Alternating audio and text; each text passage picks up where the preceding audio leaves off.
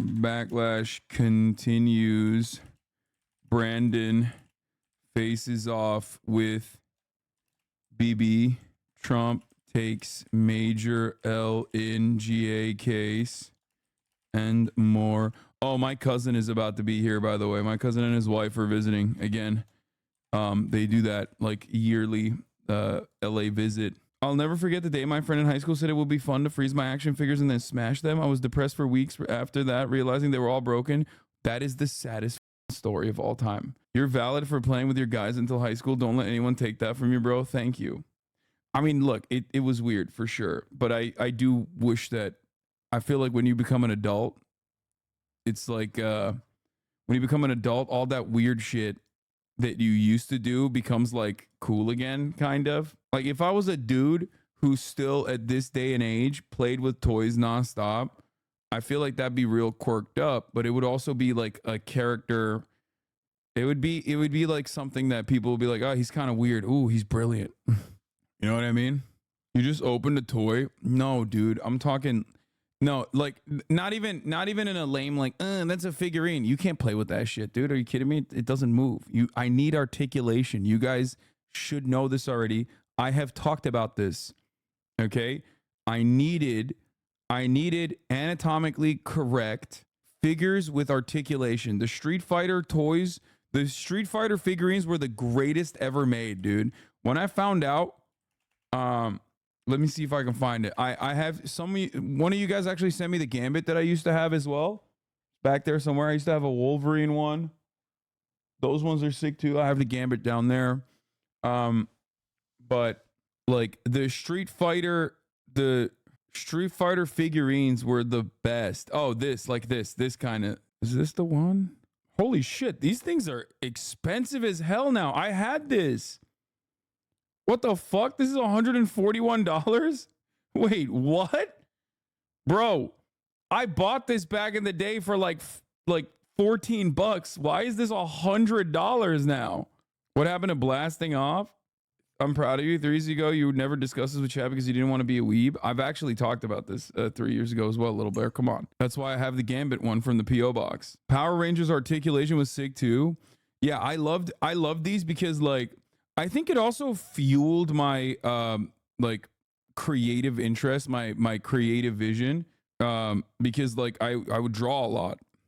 So like I would manipulate their bodies in like cool ways that I could draw, not by even looking at them and drawing it off of the figurines, but like it was, people are misunderstanding what I'm saying. Unless you draw, you are not going to understand it.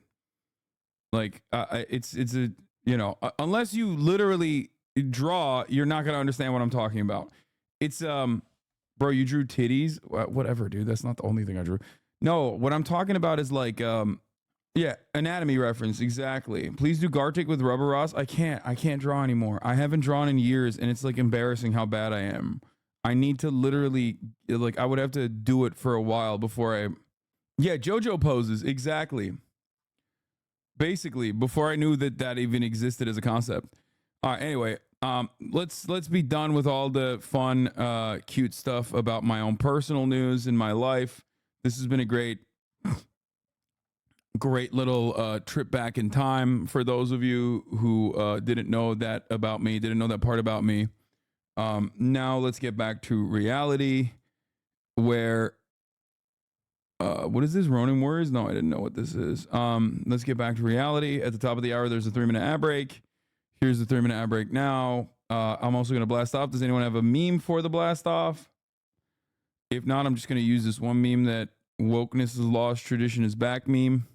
Yeah, let's use that one. Fuck it.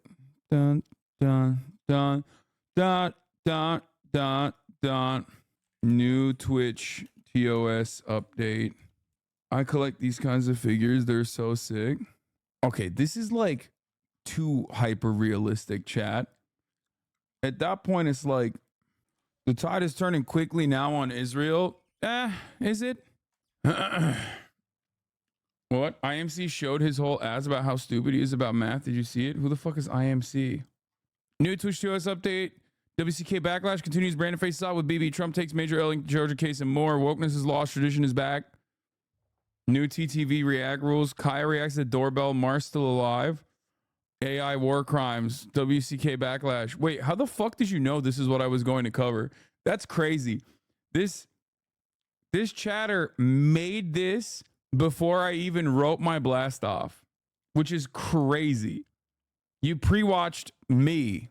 I didn't even realize. I just was like, yeah, I don't have anything to post. So I leaked the script, I guess. Yeah, I was going to say this figurine is like hyper realistic, I think. It's cool. It's sick. But at a certain point, it's like you're having a little guy. You just have a little guy with you, you know? Our big, beautiful boy forgets the whistle. Would you rather have the black president or the white president who got 1.7 billion off the price? I think they want the white guy right now. Wait, what? Bro, why did he say that? Would you rather? Is he okay? That's insane. That is, I didn't even hear this. This is old, is it? It says it's live in Columbia, SC. Where is this from? I don't remember this. I don't remember him saying this. And I feel like if this was new, I mean, if this was old, I feel like I would have seen it. Rather have the black president or the white president who got 1.7 billion off the price? I think they want the white guy right now. Less. Would you rather have the black president? That's wild. How can you neglect that adorable face behind you? She needs attention. Why aren't you giving it to her? You're a bad person. She's sleeping, bro. Fucking chill out. Clip chimping my goat. You hate to see it. I don't really know how you... Trump says criminal indictments boost his appeals with black voters. I mean, that part is already like a wild thing to say. But having said that, Mitt Romney lost because of binders full of women. Trump, on the other hand, we are not at that stage anymore. There's no more. First of all, there's two things. Okay. Number one, and and this like pertains to online creators as well, almost. If you're like a wormy little guy, if you're like a fucking disgusting little guy, you're like a rat, you're wormy, you're gross, you're grimy, there isn't much you can do to like further debase yourself, right?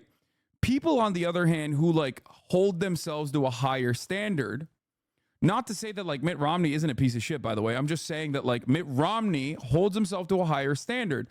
People fucking see that. And when a guy like that fucks up, immediately they go, ha, we got you. You're fucking weird and gross. Right? Whereas Donald Trump is like a fucking gross little guy. He's gross. You know what I mean? He's a fucking nasty little freak. He's a pervert. You know he is. He doesn't hide it. This is so funny. I was talking to Andrew Schultz literally this morning, and he said, I think you saw my fucking Ben Shapiro clip. And I was like, I didn't see your Ben Shapiro clip, but let me tell you something. I know chat is going to fucking send it to me as soon as I fucking go live. I literally told him, look, I'm going to show it to you. I'm going to literally show it to you. I said, you in LA? He said, nah. Okay. I said, wanted to bring you on stream. You're too big time now. Haha, someone saw the clip from the latest podcast. I said, wait, I didn't. I just saw you were at the forum with Big Dick Bandit Andrew Huberman. And then he said, thought you saw the Shapiro clip. I said, nah. Wait, you had Shapiro on? He said, no. I said, lol, I don't know why I'm asking you as soon as I'm live. I'm sure my chat will send it to me. Leak DMs doesn't matter. It's not like a fucking... Isn't the phone number up top? No, it's not, bro. What are you, fucking crazy? You think I would leak his phone number? What are you, insane? What am I, I'm not iShow Speed, brother, okay? Come on. Crazy how they on flagrant. Big up Candace Owens. That's not that crazy. Independent media brain. It's just, that's how they work. Yeah, I'm not Ethan Klein, bro. I'm not fucking leaking phone numbers, okay? Is your phone small or is your hand really big? What do you think? Anyway. Andrew Huberman is a piece of shit, bro. Cheated on 4 different women while married. Yeah, that's why I said the Big Dick Bandit. Also, I don't care. Like, it wasn't even 4 different women. It was 6 women. First of all, get the number right. Bro, he was min-maxing. Okay? I don't know if he was married. Was he also married? I didn't know that part. I thought you were the big dick bandit. Dude, I am a little dick bandit in comparison to fucking Andrew Big Dick Huberman, dude. Min-maxing 6 girls. Dudes can't even get 1 girlfriend. This guy had 6. He tried to go down all the romance routes in the RPG. Yeah. Yeah, that always fails, by the way. That always fails. I didn't know he had a wife, too. Where is the incel outrage? I think Andrew Huberman has like moved beyond incels. I think he's like offering kind of like a red-pilled analysis to mostly liberals who think he's hot and very smart because he's like a neuroscience guy from Stanford. They say Huberman literally feels no empathy and only sees women as fuck objects to satisfy his own desires. He's been doing this since college. I mean, he is kind of a stud. So like that also tracks with him being like a nasty piece of work when it comes to being like an unavailable sociopath. Lib alpha dads love him. Why are we saying he's red pilled? He kind of is a little red pilled. He's hot though, bro. Come on. Dude, look at this fucking guy. When I first saw him, I was like, this guy literally looks like look at his old photos versus look at him now, okay? He looked like a goddamn nerd back then. Now he looks like a Greek god, okay? Not to glaze him up too hard, but honestly, he literally is statuesque, okay? With that beard and the nose. He's got like, look at him. Look at his side profile, bro. This shit literally looks like one of those dudes that, this dude looks like he fucked all of the little boys in Sparta, okay? That's how yacked he looks. That's not a good thing, but I'm saying that, like, look-wise, he was looks maxing. That's what the Spartans were doing. His girlfriend was going through IVF while he was running around. Hassan thinking this dude is good-looking is peak male gaze. Dude, come on. Are we serious? Am I crazy? Is this not doing it for the ladies? Is this like a male thing? Is it? What about the gays? Do the gays like him? Chime in. No? What the fuck? What? I usually agree, but it's not doing anything for me. I think you guys don't like a seasoned man, okay? You cook too much and burnt, bro. He just straight up looks like he would, like, he looks like a statue. How to get that jawline? That's not a real jawline. It's a beard. He's beard maxing. He's beard fishing. White conservative women type beat. I can appreciate that he is handsome. Don't like misogyny. It ages men like milk. I mean, I think he's not young. I think he's old. This dude is for straight dudes. Maybe that's why so many fucking dudes love this guy. I mean, I will never listen to a podcast episode of his. Like, let's be for real, okay? I feel like podcast episodes of his sort make me have the opposite effect on me. When I hear a podcast about like how to min-max, this is a Chapo joke, but it's like how to min-max email writing, I feel like I want to kill myself. Like, it's the exact opposite. Like, instead of saving me from wanting to kill myself, it makes me want to kill myself way harder when I fucking hear that shit. It's like, dude, what are you saying? It's like, oh, dude, you got to fucking tan your... Sunlight has to hit your asshole at a fucking 45-degree angle, and then that way you can max out your, like, testicular output. It's like, no, dude. If I would rather fucking die, okay? I would rather kill myself than do that. Fuck you. I don't want to hear that. He's for the gays with daddy issues. I think for him, it's your inner Anatolian Macedonian salivating at his looks. I think he just has like a very... Huber bros are so crunchy, moms in a different font. I just think like, when I found out that this dude was like a fucking yacked guy and he was like, you know, a Stanford professor, I think that juxtaposition was captivating to me. I myself am, I look a certain way, but I have the politics of a person that looks very different. You know what I mean? So I always find stuff like that interesting, I guess. So, you know, when I see a fucking jack dude, it's like, immediately I will always, I'm a sucker. I'm a sucker for a yak dude. He's for STEM lords. He's a modern day Jordan Peterson type. He uses academic language to get people to change their lifestyle and buy boner pills using bunk science. Huberman lied about mouth taping and talks about how you can create a jawline by chewing a lot or something. Yeah, he does all the fucking red pill shit. All of this is like repackaged online forum content for like the pastiest incels you've ever met, now being repeated by like dudes with actual scientific background, even though they're not qualified to talk about all this stuff. You know what I mean? Even though like it's junk science for the most part, and it's just a hawk products for men, because obviously we gotta fucking get men to buy shit too. That's the whole point. That's the reason why guys like this exist. You are wrong. I'm not wrong. Dude, men shouldn't buy anything. Thank you, Frogan. And we don't. Women be shopping. Let's be real. Women be fucking shopping, bro. Still, 85% of all consumer purchases made in the United States of America are made by women. Women be shopping. Women do run the economy. However, this is basically a way to get the men to be shopping too. So he's a meditation and BJJ shill lol just roided Sam Harris. I think BJJ is fine. I think a lot of that just straight up comes from Joe Rogan's impact on the culture of podcasting. Men should buy tools and only tools. I agree. Or figurines. But overall, dude, I love you, but you say you're a sucker for jack dudes. You need to stress more often that all body types are beautiful. We should all accept ourselves. Yo, why can't I fucking mention my own dumbass preference? Like, what are you talking about? I'm not gonna fuck them, okay?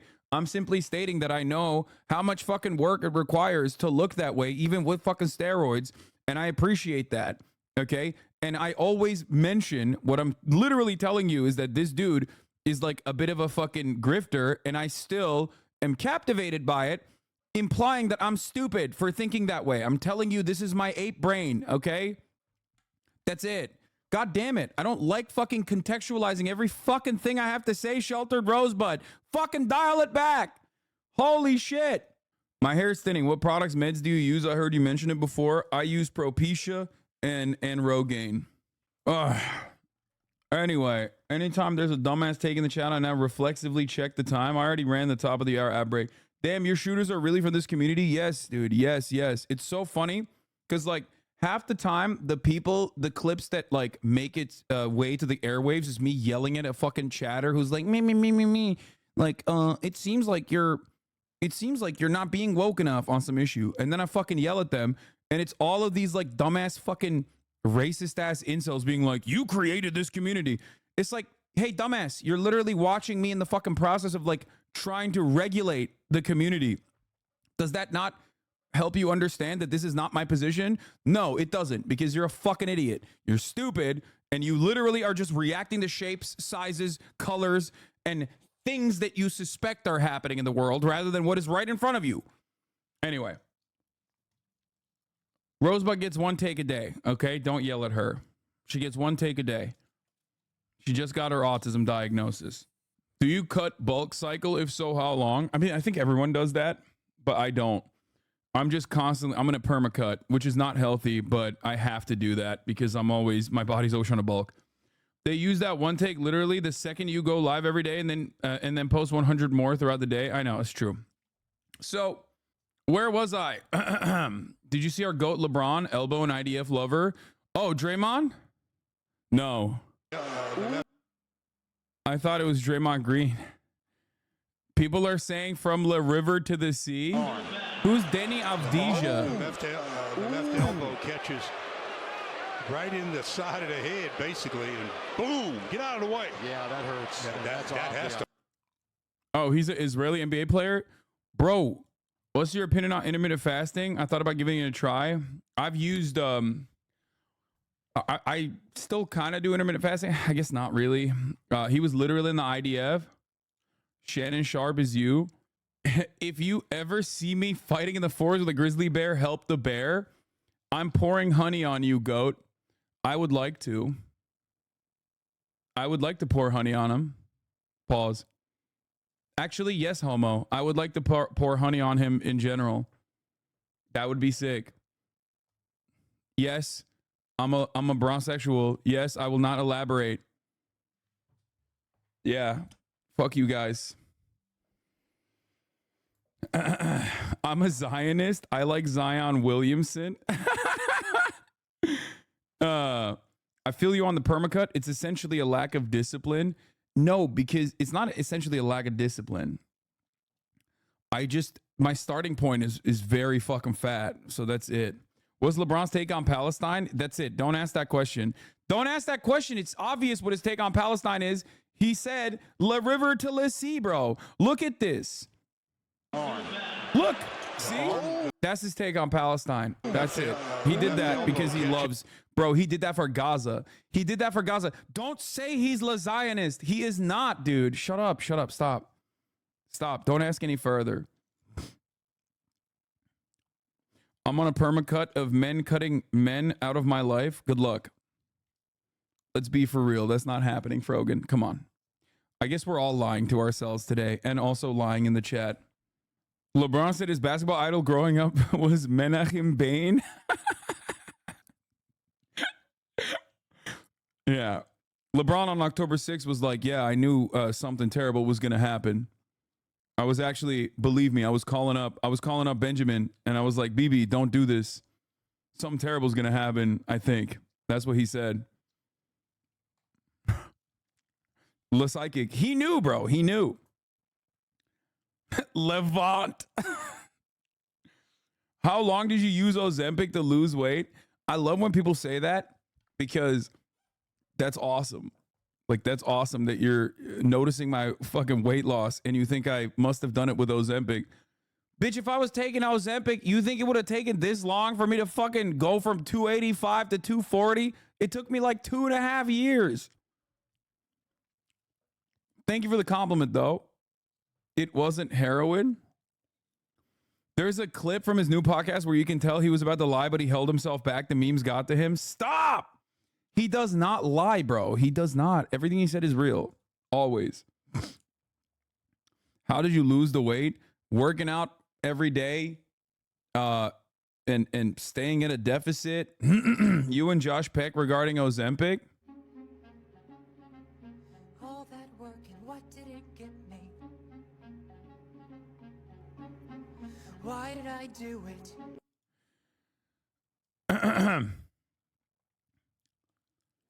I mean, it's a good thing to, like, if you're able to lose it without Ozempic, then it's great. You know what I mean? There's nothing wrong with Ozempic, and then there's nothing wrong with fucking losing it without Ozempic. I think it's fine.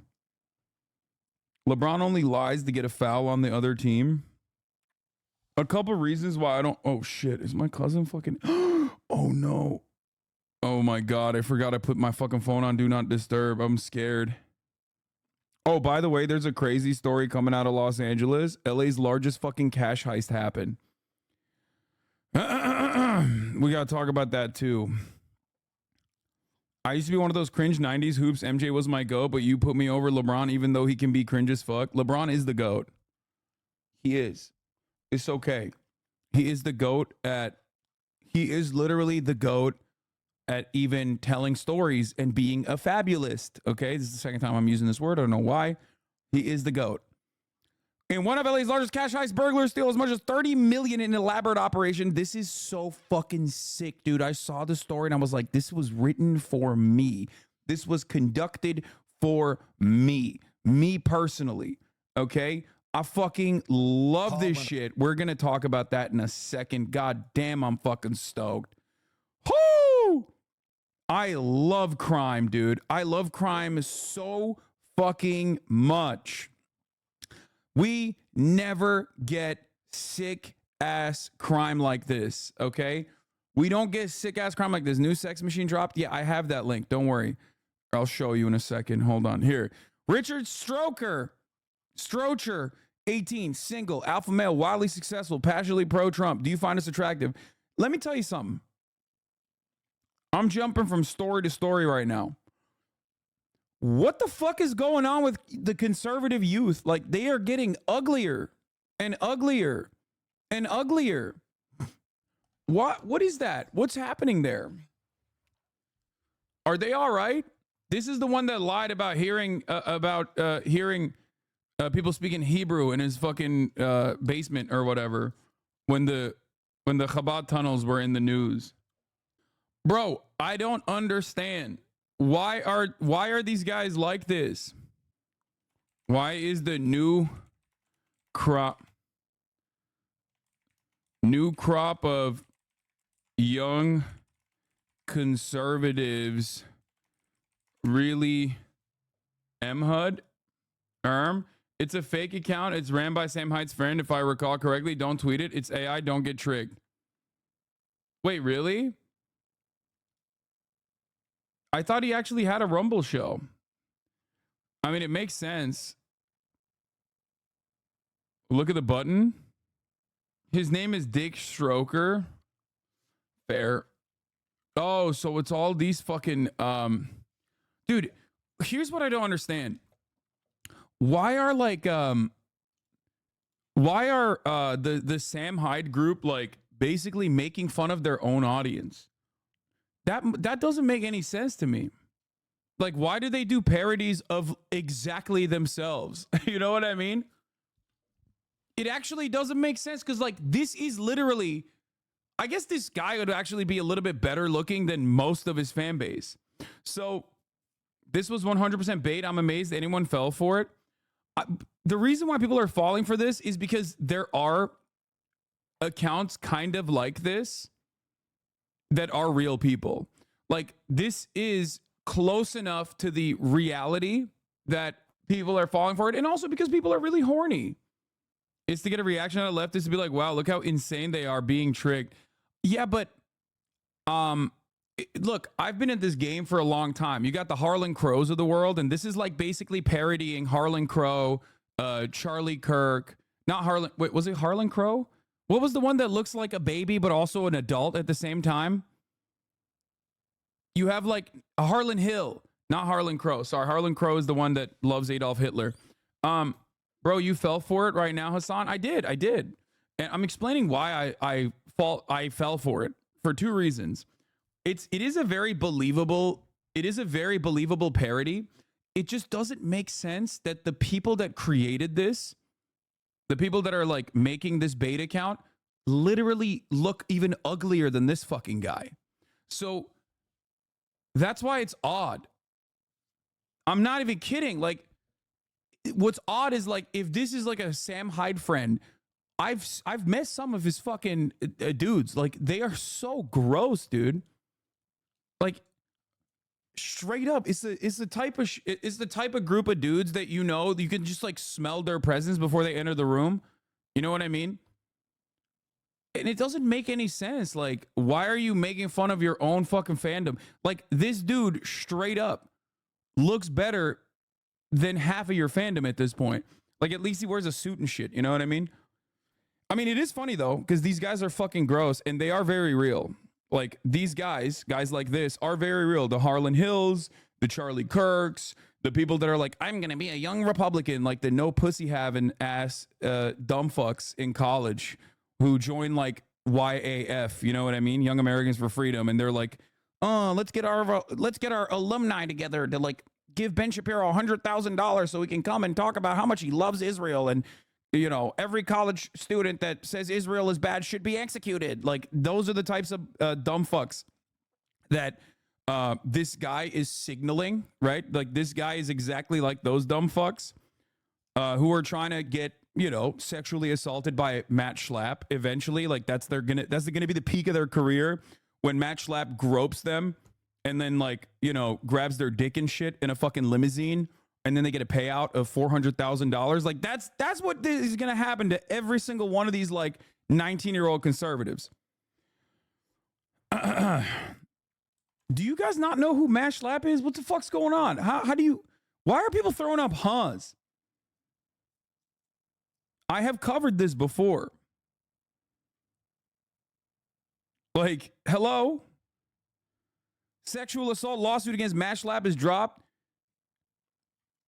Matt Schlapp is literally the fucking Matt Schlapp, in a sea of prolific pedophiles in the Republican Party, is one of those dudes that has somehow still operating within that structure, but is like consistently trying to fuck his staffers.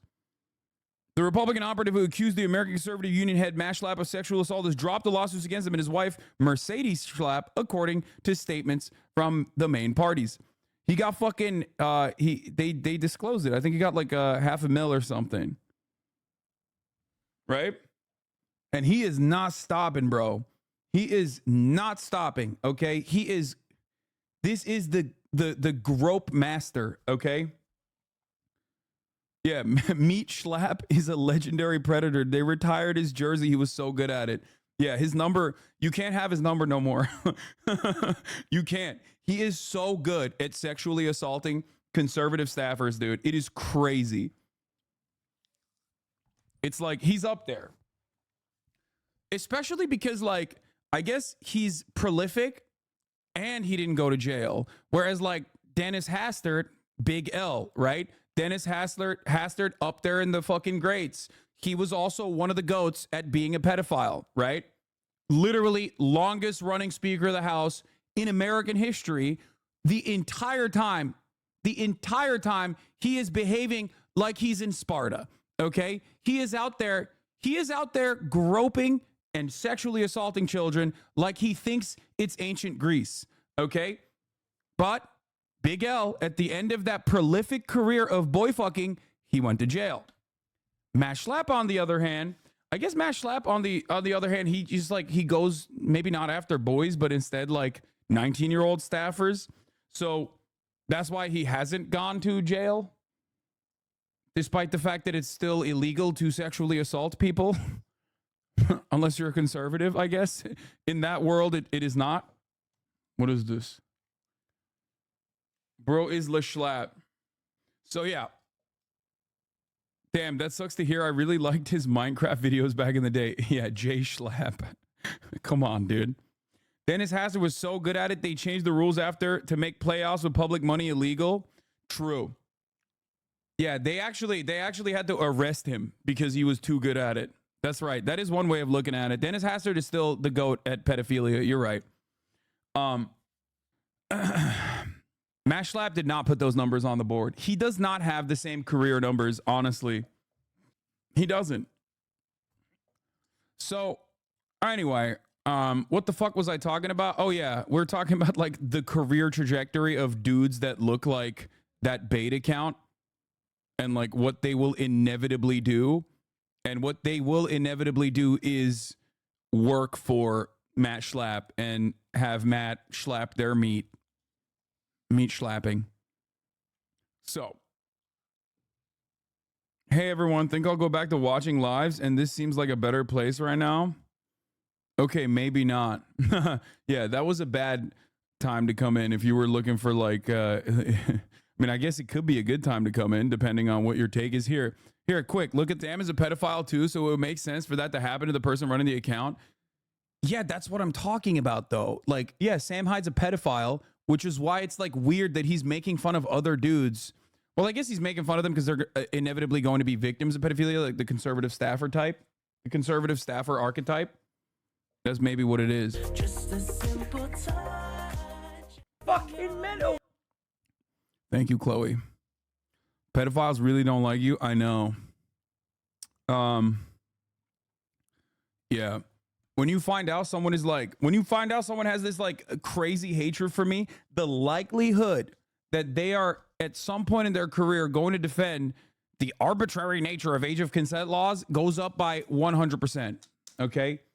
I'm batting 7,000 on that. Every single fucking person. Every single person. Dude, even down to like attack the yeah, I'm saying like they're gonna say age of consent is ridiculous. My like literally down to like people who I don't even know I have beef with, right? Like, remember when I was talking to fucking DJ Academics and his mod? What was his name? What was DJ Academics' fucking mod that is like going to jail now? Literally, I'm fucking talking to DJ Academics and his mod is like Little Boomer or whatever. He's like, oh, fuck this Hassan guy. He fucking sucks. I don't even know who this guy is. Turns out, prolific pedophile as well. Caught on camera. How? It's crazy. It's crazy. Always, every time, bro, without fucking fail. I swear to God. Without fail. The new Fresh and Fit drama is hilarious. What's their new drama? I know a swed pedo dude hates you too. It's like a tell. Yeah, I give off a... It seems like I give off a vibe that pedophiles don't really fuck with. You know what I mean? They're just like, hey, man, this guy is a staunch defender of age of consent. It seems I don't like this dude. Is that that's what it feels like. Gaia down. What's happening here, huh? You getting bored?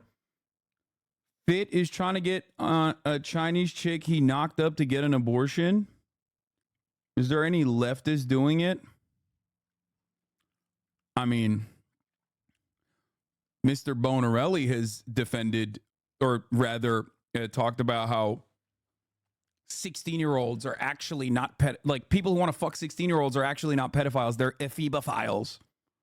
Yeah. They're not leftist, but like leftist. You know what I mean? That's why he put it in fucking air quotes.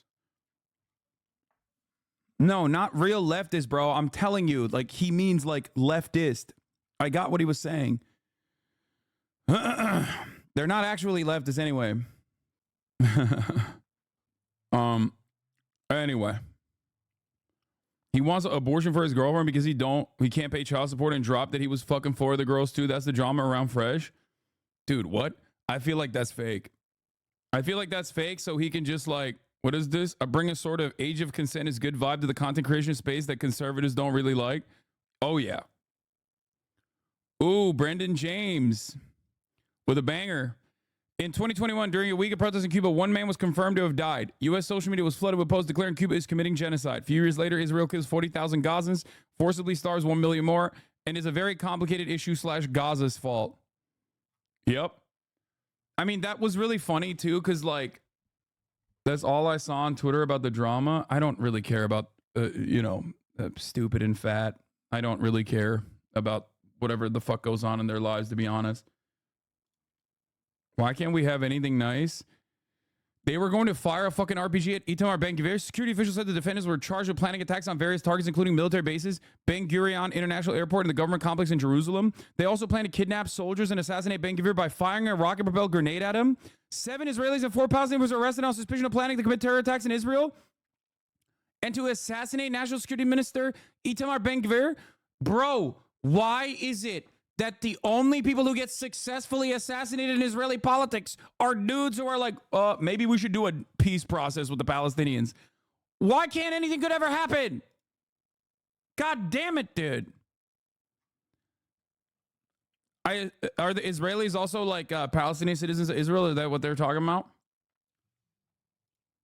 Dude, this guy's literally insane. In this war against Hamas, no condition for Israel. In a call with Benjamin Netanyahu, President Biden called an airstrike that killed 8 workers unacceptable and appeared to condition support on how Israel changes course. Listen, all I'm going to say is this, okay? Sometimes you got a guy that you're very excited that they get to dress themselves, okay? You're like, you might have a person like this in your family. You might have a person like this in your group of friends, like, you're just very excited. They're like, oh, thank God. Like, it's cool. Like, he's recovering. He's able to, like, dress himself up. Right? That's it. Just keep it at that. Don't listen to them for foreign policy takes. You know what I mean? It's like, oh, that's nice. Like, he's tweeting. He's tweeting. Like, that's cool. What the fuck happened to Fetterman? I didn't guess he was like this. He was always, like, kind of pro-Israel. I mean, I guess the only thing I can think of is that he did go to Harvard. He is a Harvard guy. He was pro-Israel, then he got a stroke, and then he became like the most pro-Israel guy you've ever seen. I've never been more convinced that brain damage makes you even more conservative than this man's entire political trajectory. He became John Betterman. It's just like his top 3 staffers left. Wow, dude, I can't believe you're mocking his medical condition. Yeah, sorry. It's like, if you're going to be a fucking Omega Zionist like that, if you're going to be an Omega Zionist like that, you kind of are going to get mocked. You know what I mean? Sorry. It is what it is. It's allowed. Dude, what the fuck is happening? Did they change the Explore tab recently? What's this? I haven't seen this on Twitter at all. Villeneuve tackles nuclear war, shocking new Romeo and Juliet cast, thing Trump, Israel critique, PR, war and peace. What's the fuck is, what? They're doing it? Turkish Muslim doctor should have won. There might be porn there. Yeah. It's like, it's so funny. It would X-purge bots and trolls out. Yeah, that's fake. Okay, that's not happening.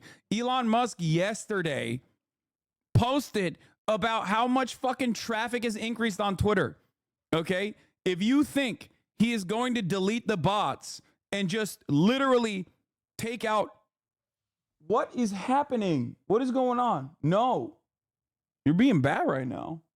Don't wag your tail at me and be fucking cute. Oh my God, it's so hard. It's so hard to keep this shit in. Stop.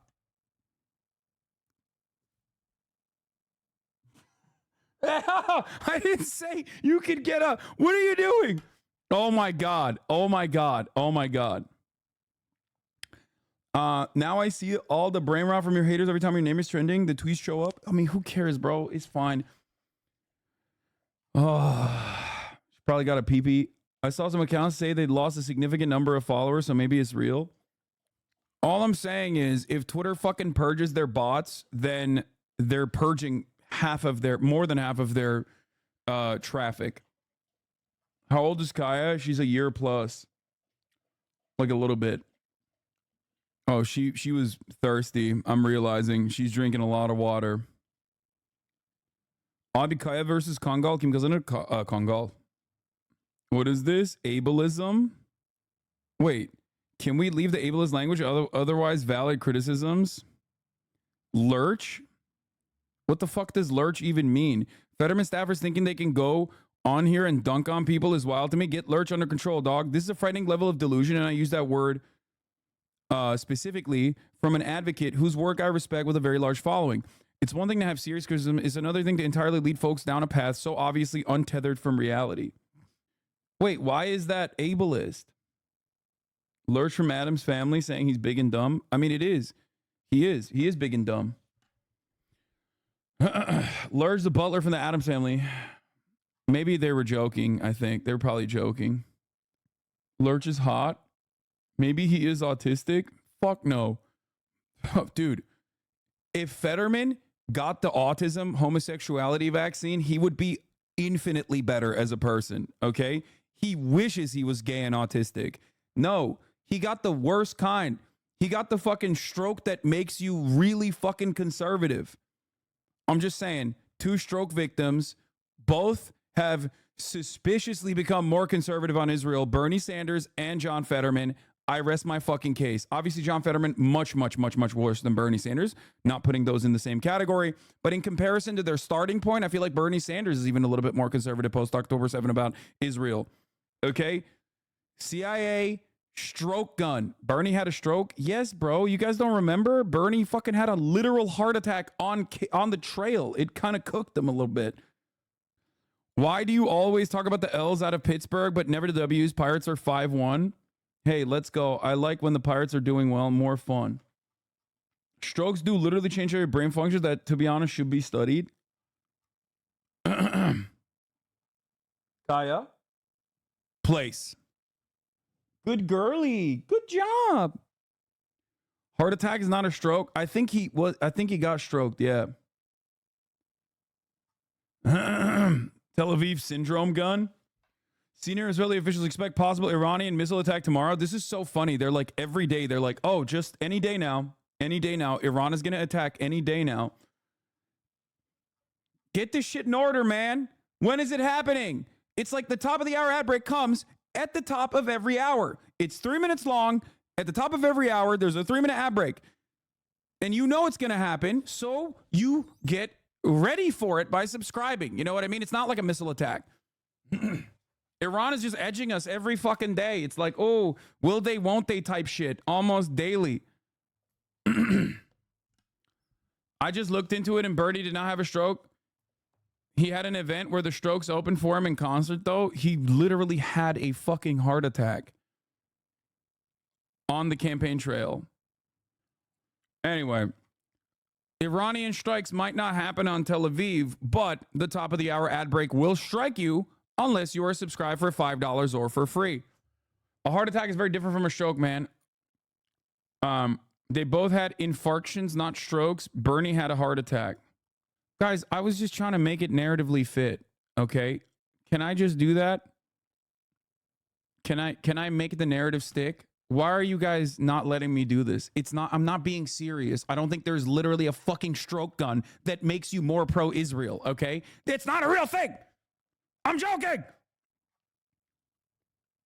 Fuck. You know what I'm not joking about, though? The 3-minute ad break. That's not a joke. So you better fucking defend yourself against that by subscribing for $5 or for free with Twitch Prime or by getting gifted a sub. Here's the 3-minute ad break now. The most A-worded chat on Twitch, you know this already. Come on, himbo. No, literally.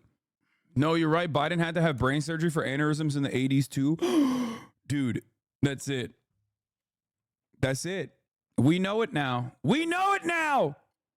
Don't insult chat. It's Autism Awareness Month. Bro, it's Autism Awareness Year in this fucking chat every day. I'm aware of everyone's autism every single time I fucking make a joke. There ain't no Autism Awareness Month. It's every goddamn day in this bitch. Every day. It's a century of autism. Go ahead. Try to tell a joke. Try to say something sarcastic without tone indicators. Fuck it. Use tone indicators. Okay? Do it. Test it out. See how it works. Okay? You will find out very quickly what's going on. What's really going on? Heart attacks are legit directly related to dementia because heart issues means less blood flow in general, so it can actually affect all the organs eventually. Heart attacks can give a person brain damage. Yeah, doesn't really matter though. It was a fucking joke from the jump anyway. And you know what? I fucked up. No jokes. Damn, bro, your misinformation is pervasive. I thought the CIA had a pro-Israel stroke gun. Yeah, that's the...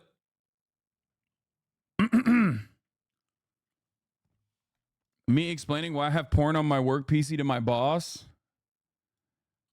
Breaking. Biden told Netanyahu an immediate ceasefire is essential to stabilize and improve the humanitarian situation and protect innocent civilians, and he urged Netanyahu to empower his negotiators to conduct a deal without delay to bring the hostages home. A source familiar with the call said it was tense and challenging and lasted more than 30 minutes. Dude, it's... Oh, God. He is so bitch made. He is so bitch made. He's the biggest bitch made man of all time. I cannot stand how cowardly he is. I can't believe... It's like... I swear to God, I'm becoming more conservative by seeing the way he operates, even though ironically he's the conservative one in this situation. It's like I'm turning into one of those like Barack Obama embarrassed America on the global stage type motherfuckers out here every day. You know what I mean? Like, you know how Trump would always say like, Barack Obama, he walked around and apologized. That was like an old conservative meme about like the Obama era foreign policy, was that like Obama would like apologize for our war crimes, and that's bitch made and you're not allowed to do that. And it's like that. I feel like that's what's going on. That's what I'm turning into. I'm like, he is so cucked. He is so fucking unimaginably cucked to Israel. How can one be so cucked to Israel? How is this possible? Here. Is so delicious with tzatziki. I just wanted to show you that. It's so fucking bad. Is so delicious with tzatziki. You want to know the worst part about this? That shit does look kind of bomb. Like, I don't know how this white boy cooked this up, because it looks like I would eat that. Like, it looks like something I would eat. Ain't no way that is good, though, obviously, from a dude who says, 'tze to Zeikai. It has to be a bit, right? Yeah. Not to be conspiratorial, but I'm starting to wonder if Israel has something on Biden. No, dude. No. Oh my God. That's crazy. She's like trying to do little barks now. Is out of control. I can't pay attention to it, but I am annoyed. Anyway, all right, let's do this fucking Brandon conversation real quick. Today, a phone call that could alter the course of a war. The planned phone call between President Biden and Israeli Prime Minister Benjamin Netanyahu. This will be the first call between the two leaders since that tragic incident where 7 aid workers were killed in an Israeli strike in Gaza this week. Top White House officials are telling CNN that Biden is both angry and outraged about it. This morning, the founder of World Central Kitchen, who the aid workers work for, Chef Jose Andres, is accusing Israel of systematically, his word, targeting the aid convoy car by car, and he is... This is the funniest part about this is that Jose Andres, massive liberal, right? Massive liberal, definitely like a liberal Zionist, conducted these operations with Israel, as I've talked about already. So like Israel killing his fucking aid workers obviously was going to frustrate him. And that is when the heel turn occurred, when he was like, that's fucking crazy. You guys are like systematic. You targeted our people, which they did, which Israel did. And also on top of that, you're like trying to murder all the Palestinians by fucking starving them, which they have been doing. Okay. Now, one thing I have to explain here is that every single person now is saying it's blood libel. Dude, what the fuck? It's not blood libel to say correct things. You are undermining blood libel as a real historical piece of misinformation that actually harmed Jews historically and caused pogroms. What the fuck? For those of you who don't know, Jews have always historically been declared the enemy, especially by Christians. For one, obviously, like, betraying Christ. That's number one. And then number two, for a number of different reasons, like Christians always would be like, all right, the Jews are eating the blood of the blood of Christian babies. That's what they're drinking. They're bad. They're fucking scheming all the time. All this shit, right? Like the OG bigotry is anti-Semitism. Okay, the OG bigotry. Blood libel is basically what I just described. The notion that like Jews are secretly devils that drink the blood of Christian children.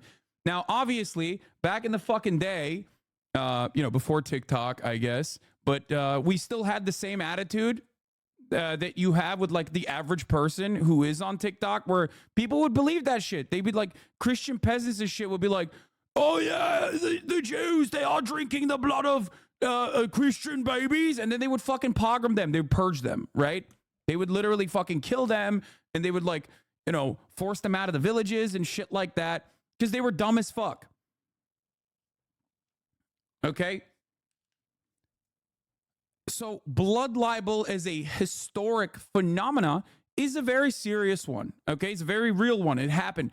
It killed a lot of Jewish people. It harmed a lot of Jewish people. Okay? This is how you incited pogroms.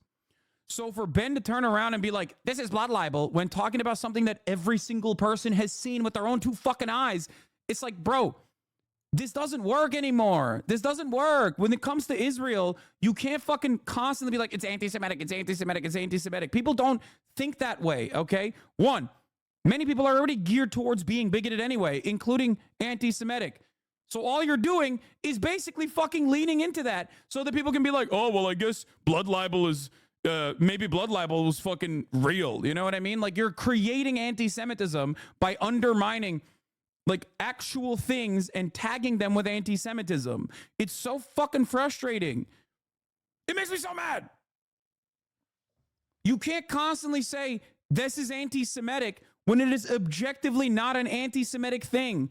Okay? All you're doing is basically making your audience go crazier and crazier and more justified in their mania, in their little fucking hug box, while simultaneously undermining real anti-Semitism that's happening by diluting the pool.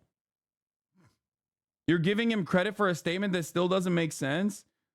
It's so weird, dude. That's obviously exactly what he wants. Hello? No, dude. Ben Shapiro is a fucking freak. But he's not like... Ben Shapiro's a freak, but he's also Jewish. Very Jewish. This is a prominent part of his, like, identity. Okay? So, no, I don't think he wants anti-Semitism to increase. I think that he literally is... He's, like, lost his mind. He's lost his mind even further. He's a giant piece of shit. That is for sure, okay? But the one thing he's not is someone who can someone who will get away with a shit ton of anti-Semitism. I think he legitimately believes in his mind that this is like anti-Semitic. I don't think he's like cynically deploying this.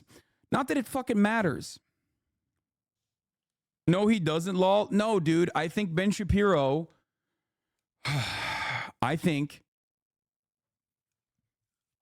Ben Shapiro isn't going, oh, if anti-Semitism increases in America, all the Jews will go to Israel. If he thought that way, he would be in Israel, okay? He is not an Israeli Jew. He is an American Jew. He lives in the United States of America. You're wrong. There's a difference between Benjamin Netanyahu pumping up anti-Semitic sentiment in the West because he and many Israeli ultra-Zionists have this idea that, like, if anti-Semitism is exploding in the West, then people will support Israel more. Okay? I don't think Ben Shapiro's making that calculation because he's more likely to be a fucking victim of that anti-Semitism increasing in the United States of America. Now, having said that, has Ben Shapiro openly defended actual anti-Semites? Yes. Remember that. He has openly stated that Ann Coulter has said incredibly openly anti-Semitic things, but he won't lose any sleep over it because she's pro-Israel. Okay? So I know he doesn't give a fuck that much as long as someone is pro-Israel. Ben Shapiro also hired Candace Owens. Candace, Hitler just wanted to make Germany great. Owens. Stole that take from Schultz? Who? If you think first of all, when it comes to politics, Andrew Schultz does watch my shit. So if he's saying some political shit, he probably got it from me, okay? Let's be for real. He got cooked in that third. World Central Kitchen does good work, but this is a blood libel unsupportable by logic or evidence. Let me unpack this. World Central Kitchen does good work, but this is blood libel? How does that make any sense? If someone is openly engaging in blood libel, then why are you handing it to them? Like, it doesn't even fucking make sense in your own little logical confines that you've created in this fucking tweet. Also, Andres has been accusing Israel of targeting civilians in hospitals for months on Twitter and called for a ceasefire on October 13th, no less a week than after October 7th. Zionists are incredibly racist that will use Jewish suffering to support hatred of Arabs. Yes. And this is not like, we're not even talking about Jewish Zionists at this point. We're talking about Christian Zionists who are insanely anti-Semitic personally, but they are more anti-Arab than they are anti-Semitic, and also have a conditional allegiance with Jews and Israel in general, specifically as it pertains to their theological justification for the rapture coming, like the reasoning, the underpinning reason. I've talked about this a lot. We're not going to get back into it. Ridiculous that anyone is still defending this at a time when, like, everyone is seeing it. Okay, this isn't October 8th any longer. This is not November. Okay, we are no longer in the pocket of, well, October 7th happened and it was pretty fucking gruesome. Remember the decapitated babies and like all this shit. We are so far removed from that at this point, and Israel has gone nutty mode every single fucking day since October 7th. It's not going to happen. There is no way that you can defend this shit. You can't. So a lot of these people are showing their fucking asses if they don't retriangulate. I would have suspected that many people, especially in media, would be smart enough to retriangulate and try to hit like liberal Zionist talking points or some shit like that. Turns out, nope. They're just too bloodthirsty and too hopped up on Islamophobia to recognize that, like, other people are looking at them and going, no, you guys are fucking gross, actually. That's what's going on here. Let's listen to what World Kitchen founder Jose Andres said about aid workers being deliberately targeted in the Israeli strike while I take Kaya out. Okay. 7 team members between the specialty security people we have, 3 British individuals and 3 international crew plus 1 Palestinian, that they were targeted systematically, car by car. And this happened over more than 1.5, 1.8 kilometers. So this was not just a bad luck situation where, we dropped the bomb in the wrong place or no, this was over 1.5, 1.8 kilometers with a very defined humanitarian convoy that had signs in the top, in the roof, a very colorful logo that we are obviously very proud of, but that's very clear who we are and what we do. But what I know is that we were targeted deliberately, non-stop, until everybody was dead in this convoy. That cannot be the role of an army. That cannot be the role of an army that has hundreds of drones above Gaza in any single moment. Humanitarians and civilians should never be paying the consequences of war. This is a basic principle of humanity. At the time, this looks like it's not a war against terrorism anymore. Seems this is a war against humanity itself. You cannot be destroying every building. You cannot be destroying every hospital, every school. You cannot be targeting humanitarian. You cannot be targeting children. Can you imagine being fucking mad at this shit? Can you imagine being mad at this statement? This is an ally of Israel, by the way. Okay? This is an ally. YouTube boss already pushing the excuse that it was drones with AI.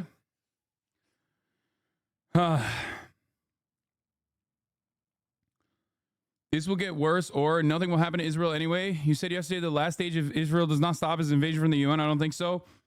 Israel has the nukes and I'm sure they're mad enough to use them. No, dude.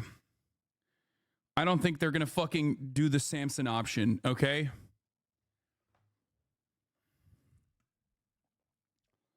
Like, mutually assured destruction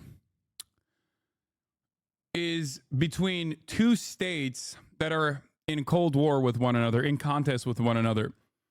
What's Israel going to do? Nuke Europe? Like, who are they going to nuke? Like, Israel's like, we don't have nukes, but maybe we do, and we will nuke the world. Like, that's the Samson option. The Samson option is if we get frustrated, we'll nuke the world. That's a crazy fucking proposition. This info hurt Mr. Bonnaroo's brain so much he said just nuke them both. They know it's fucked. They have no defense. They just want blood.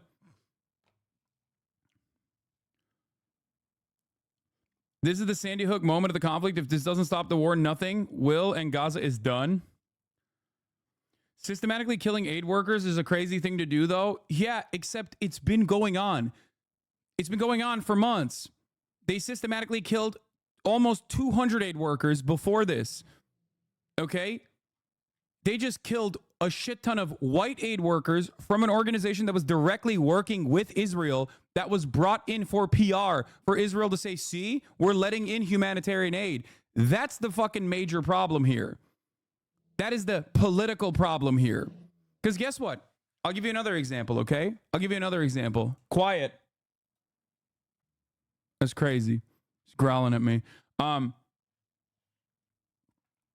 Let me give you another example. Many of you, and I covered this, but I briefly covered it, so you probably didn't hear this part. Many of you know the seven WCK aid workers that were killed by Israel. I'm wondering if you are familiar that there was also an ANIRA worker that was also executed on that same fucking day. There was an aid worker from ANIRA. This caused ANIRA, one of the charities that I worked with personally in this community when we fundraised, actually stopped delivering aid into Gaza because of the execution of another aid worker. But ANIRA oftentimes is working through Jordan and oftentimes is working with Middle Eastern aid workers, so no one fucking cares about it. Yeah. Anira paused Gaza operations amid rising threat and attack on WCK. The killing of WCK humanitarians occurring less than a month after the still unexplained killing of Anira staff member Musa Shawa. It was a month ago. Sorry. Yeah. Anira was the second largest aid group in Gaza after UNRWA. Yeah. Mr. Bonarelli has been mass banning everyone in his subreddit that pointed this out and saying that Israel has no defense. Mr. Bongo can't deal with the cognitive dissonance, so he just bans them. Yes, there is no argument.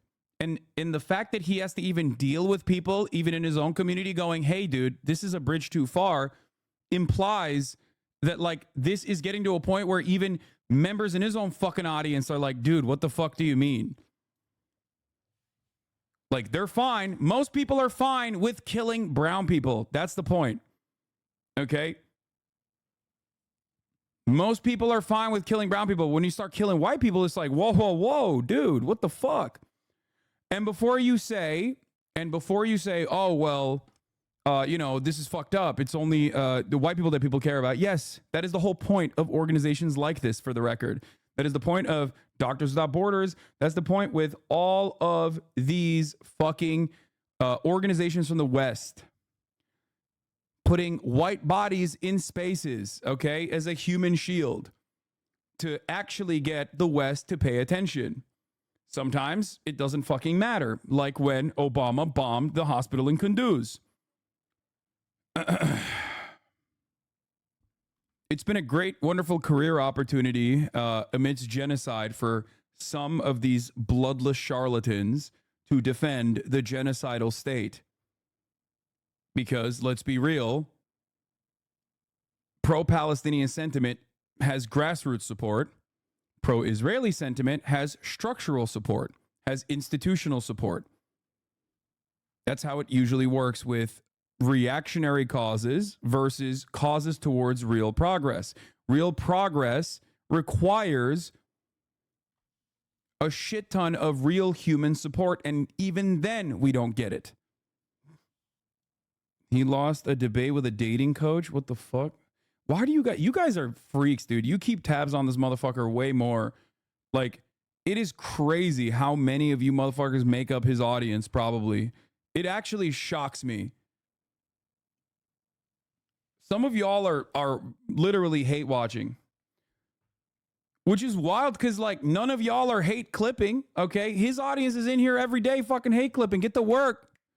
Do something productive. The fuck is this? The opposition research doesn't matter. The chatter is trying to turn. I mean, hey, listen. Once again, and I will always say this, okay? I will always readily admit this. I am open to anyone and everyone that says, look, I was wrong. I was led astray, and changes their mind and changes course. Okay? That's it. And that is genuine. That has been my take since day fucking one. Maybe on October 7, maybe on October 8, you had different feelings. Maybe you're starting to recognize that maybe you were led astray. Okay? Their staff is not white. What the hell are you talking about? Wait, what? That is precisely the point that I made, dummy. You didn't hear what the fuck I was saying. I was talking about WCK. I was talking about Doctors Without Borders. I literally brought up Anira as an example of a non-white staff. You misunderstood my point and you got mad at me. I said Anira is comprised mostly of Middle Eastern aid workers. So when their aid workers get fucking murdered by Israel, it doesn't draw up international support in the same fucking way. You literally misunderstood. You understood the exact opposite point that I was making. And then you got mad.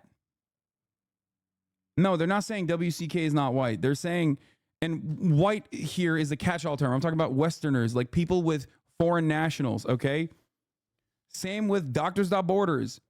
The entire purpose of incredible organizations like this that I think are great, they're doing a phenomenal job, okay, is to put Western people into these conflict areas so they can provide a protective barrier to the people that they're helping. Yeah, I literally said they usually operate through Jordan and consist mostly of Middle Eastern people, Middle Eastern aid workers, which is why no one cared. Like, they either just came in or ignored the shit out of you. Lamau, they did.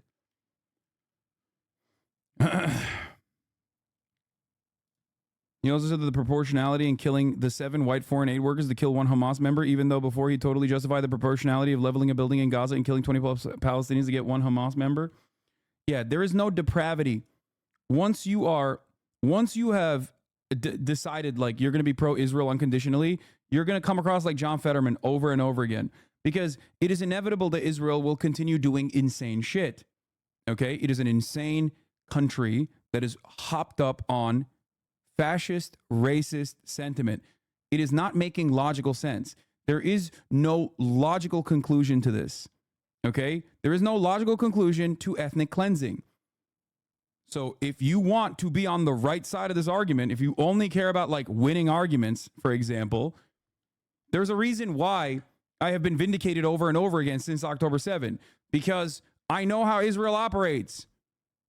There is no real good way of conducting yourself when your ultimate goal is the final solution of all Palestinians. It's going to be weird and nonsensical to you if you were at a certain point a firm believer that like Israel was committed to legitimately fighting against Hamas or some shit.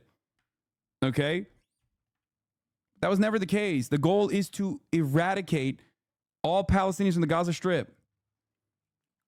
So if that's your starting position, you can walk back from that perspective.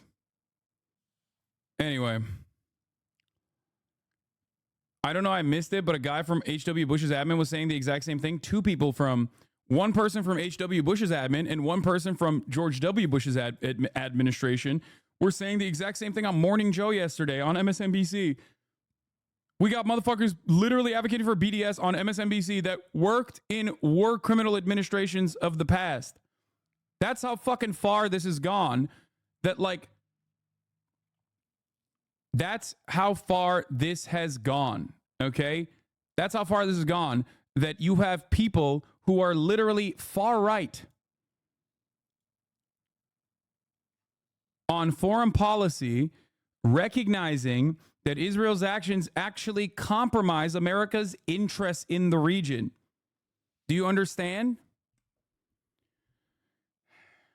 They don't care about Palestinian humans. They don't care about like the lives and safety and security of Palestinian children.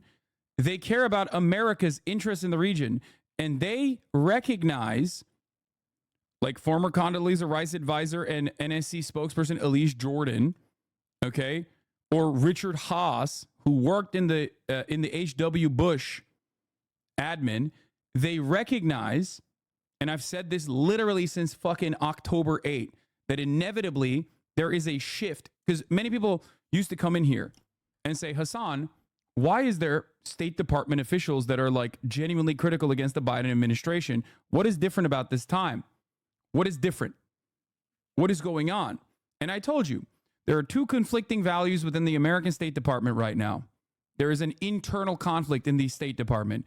Those who are more realistic about what Israel has done, knowing what their track record looks like, and seeing the future of what Israel will continue to do in this conflict, who are genuinely worried that they are going to over leverage and destabilize to a point that goes above and fucking beyond, that starts harming American interests in the region. And those who are committed ultra-Zionists who fucking lost the plot alongside the rest of the Israeli war cabinet. Okay? The people that quit the State Department and the people that were trying to urge Biden to change course on Israel since October 8 were the people who understand that this looks really bad for American foreign policy. Israel is our attack dog. And the attack dog has gotten out of control. Completely out of control. Israel is on a path to self-destruction. Israel is losing Western support every single fucking day. That's profoundly important for the continuation of the project. If you want to maintain Israel as an apartheid regime, if you want to maintain Israel as like this destabilizing force in the Middle East that you can utilize to fucking control the region,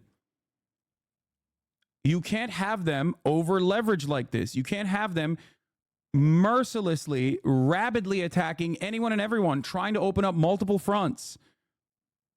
Okay, wait, is this clown still yapping and making tons of money? Yes. Cope and seethe, you fucking bitch. Not only that, but then I'm also funding a shit ton of all of the worst things that you hate, whether it's like, funds for people who are falsely imprisoned, whether it's abortion funds, whether it's Palestinian funds. I'm funding all of that too. So cope and seethe all day, every day, baby. And I'm fucking your mom. I'm fucking your dad too.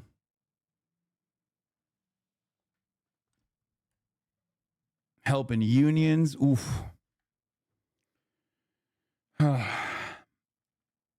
Treating people like people really makes them mad. Menage a trois with your parents. Yep. And you're grounded now. You're fucking grounded. Charlotte was on the Daily Show. This idiot retweeted a Daily Show that called him racist. In fact, maybe the only thing that DI has accomplished is giving racist white people the cover to be openly racist. That's funny. Anyway. Even Joe Scarborough was cooking a little bit this morning when interviewing an Israeli government official, although he was attacking the guy from a right-wing perspective, but overall, Joe grilled his ass. Yeah. Anyway, so can you answer my question, please? What's that? Do you think the backlash will make Israel change course slightly with regards to aid workers? Yes. Well, white aid workers, if they still operate at all. But accidents will still inevitably happen. Even if they try to change course, the trajectory is an organized is a organization that is trying to max out all the damage, trying to max out damage in the Gaza Strip as best as possible. So the best way to do that is through letting your units fucking get out of control and do whatever the fuck they want to do. So when that happens, there are inevitably still going to be more instances like this. Sorry, this is off topic. Are you going to play Lethal Company later with friends? No, probably not. They are trying to be an efficient murder machine. You cannot be an efficient murder machine without running into these issues. They can't exclusively kill Palestinian civilians, is what I'm saying. They sometimes will inevitably kill, as long as there's white people in the region, white people in the Strip, they're going to end up killing white people in the Strip. They killed their own hostages, man. They shot them. They fucking chased them into a building and shot and killed them point blank. The fuck do you mean? Like, they've killed a shit ton of hostages with bombs, but now they're also killing they've also killed hostages with weapons, okay? Israeli hostages. And their answer to that was, well, we thought that they were Palestinian civilians. Like, come on. He is calling for an independent investigation into it. This was not just a bad luck situation where, we dropped the bomb in the wrong place or no. What I know is that we were targeted deliberately, non-stop, until everybody was dead in this convoy. CNN's Arlette Saenz is at the White House with more for us. And Arlette, Democratic Senator Chris Coons, who's very close to Joe Biden, he was just on speaking to Sarah, and he said this phone call he expects is going to be very important in the next step in the U.S.-Israel relationship. Any day now. He's so angry, he's going to wag that fucking finger so hard. He's like, Israel, cut it out. Yeah, Kate, and President Biden is expected to convey his... What are we supposed to do? Keep protesting. Keep calling your fucking congressperson. Stop asking me, what are we supposed to do? Stop fucking falling for pessimistic, cynical bullshit. If you follow Palestinians on any social media, Palestinians that are in Gaza, Palestinians that are outside of Gaza now, they all say the same shit. Do not stop the pressure. Okay? That's it. There's nothing you can do beyond that. Stop being fucking so hopeless, especially considering that if you have followed this trajectory since October 7, no, don't say sternly worded letter and like minimize the impact of that. Okay? Shut the fuck up. That's ridiculous. Don't fucking minimize protests. Listen to me. As someone who has advocated for Palestinian emancipation for 10 fucking years very publicly, okay, I have never seen this much support for Palestinians ever in my entire fucking life. And you've also seen a microcosm of that, even if you started following on October 7 and got woke to what was going on because you got on TikTok, and I don't fault you for it. I don't fault you for only now learning about this. You have seen mainstream sentiment, mainstream attitude change dramatically since October 8. There are people who were openly being like, Hassan, you're so fucking anti-Semitic for saying these things that you're saying on October 8 that are now repeating the things that I was saying on October 8. Think about it this way. Everything that I've talked about, because I cover this from every angle. I cover this from the angle of like why this is obviously immoral. I cover this from the angle of why this is obviously illegal under international law. And I've even covered this from the angle of like America's State Department interests in the region and how letting Israel off its shackles has caused genuine problems both for Israel's continuation as an apartheid regime and also for America's foreign policy interests in the region. I've covered this from every fucking angle. And now you got the fucking Podjons repeating those things, okay? Like, this wasn't even what I was looking for. Podjons, John Favreau, yesterday said that Biden's like inconsistency on this. Biden doesn't get credit for being privately enraged when he still refused to use leverage to stop the idea from killing and starving innocent people. These stories only make him look weak. That sentiment I expressed a month in. Nobody gave a shit. Now Podjons are saying it. Okay? This officially means that it is becoming mainstream Democratic Party discourse. So that change in the overall attitude, that change would have never happened if it wasn't for the persistence of pro-Palestinian activists, okay? That would not have happened. If people just fucking let go and they were like, oh, nothing's going to change, fuck it. And if they succumb to nihilistic attitudes, if they succumb to pessimism, this would not be happening, okay? Richard Haas and Senator Chris Coons not supporting conditioning aid to Israel. These are moderate centrist establishment figures, not lefty radicals, who are finally recognizing that the war in Gaza is a moral and strategic disaster. Love the implicit dig at lefty radicals in a tweet that's effectively acknowledging said radicals have been correct on this issue all along. Oh, for God's sake, it was not a fucking dig. I'm pointing out that these establishment blobby people saying things that a year ago would have been dismissed in Washington's fringe views. I myself have been calling for conditioning aid long before this war. I remember reading a tweet that said Palestinians all over the world aren't giving up, so it'd be very selfish and unfair for us to give up on them. Exactly. Palestinians do not have the liberty to give up. Okay? Whether they are in diaspora or whether they are inside of the West Bank or whether they are inside of Gaza, they do not have the liberty to give up. They do not have the privilege to give up. So you shouldn't either. And yes, these protests are fucking working. Yes, awareness is working. A long time ago, a couple years prior,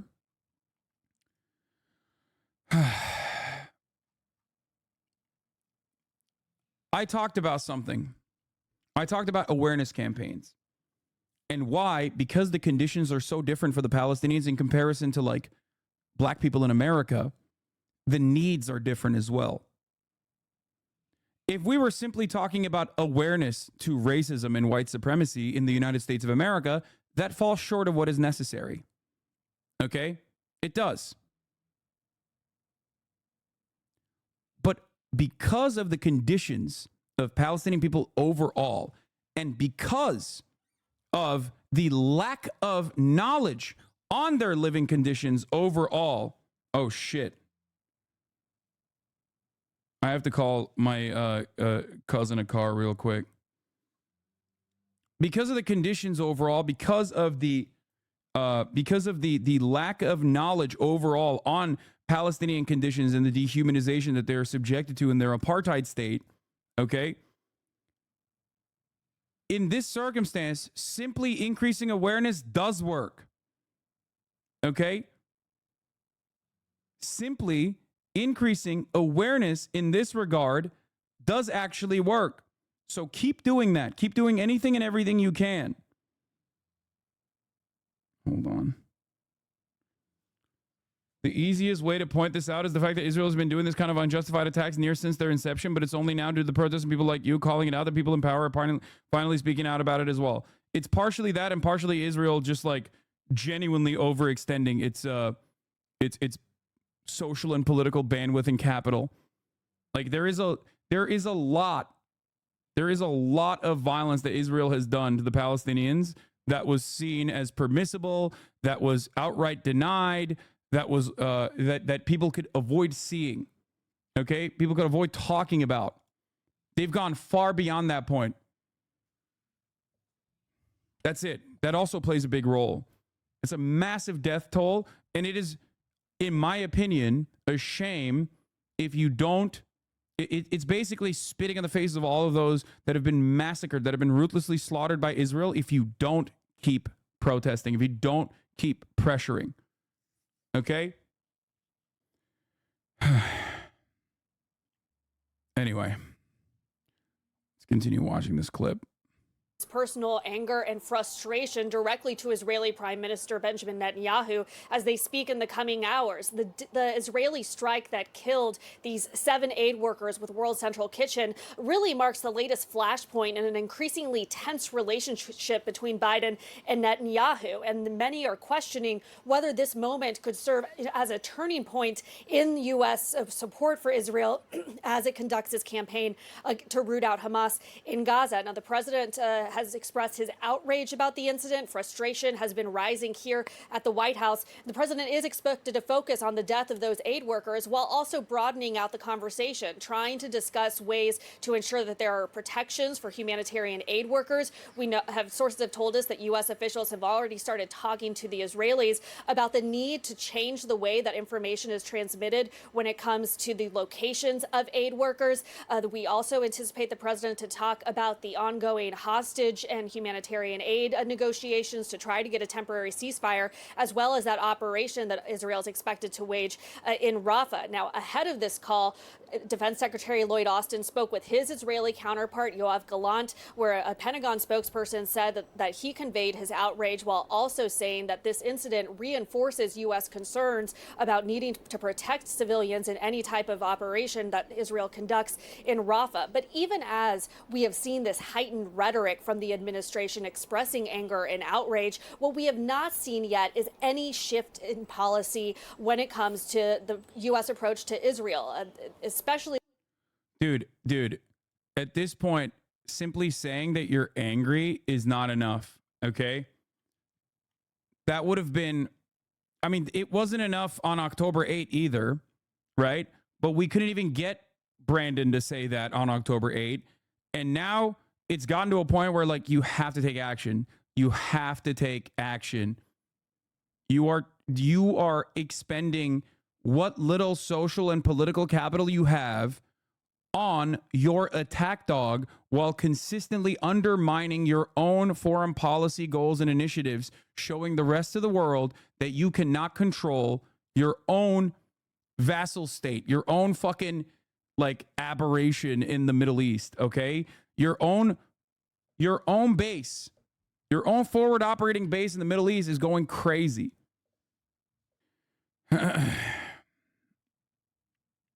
That Current Affairs is a satire piece. Yeah, I saw Feder Bitch's take about it's a war, in this war against Hamas, no conditions for Israel.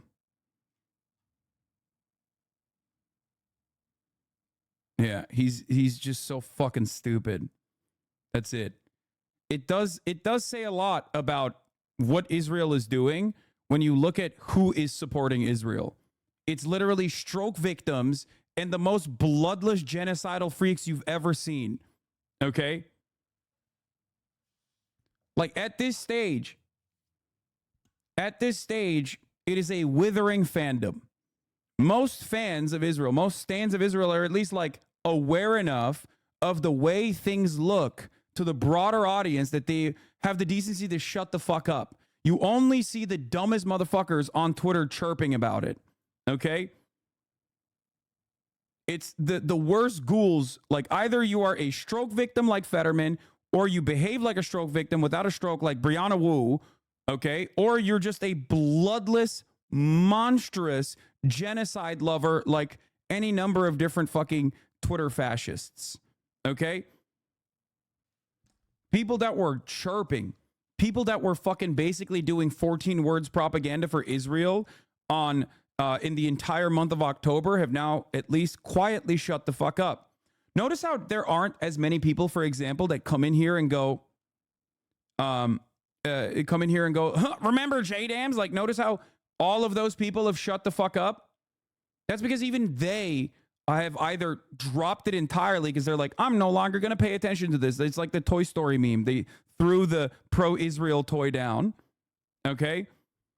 At least even they have recognized, like, it's no longer fun for me because, like, it's not even a defensible position at all. It was indefensible originally, but even my Islamophobia can't keep me fucking motivated enough to justify killing fucking, like, liberal humanitarian aid workers from, white countries. You're hearing a lot more of the, I'm just disconnecting from everything. I just need a little bit of me time, you know? I just need a little bit of me time. I'm disconnecting. Like we don't remember you fucking talking about how Arabs are all like rapist monsters and shit. Some of the most disgusting comments I see are from K-Hive Twitter. Yeah, whatever. Who cares? Fuck them. My Gen Z brother-in-law told me he stopped watching you because it's too much. Yeah, whatever. I remember you yelling at me. Twas funny though, because I was saying Fetterman was shit for being pro-fracking, pro-cops, and pro-Israel back when everyone was glazing him. Palestine should be a deal breaker for any supposed progressive, in my opinion. Yeah, I didn't want to fucking bring that up. I didn't want to bring up his like pro-Israel sentiment because I thought he was just like triangulating against Democratic majority for Israel. But let's be real. Nobody knew, even you did not know how pro-Israel he was.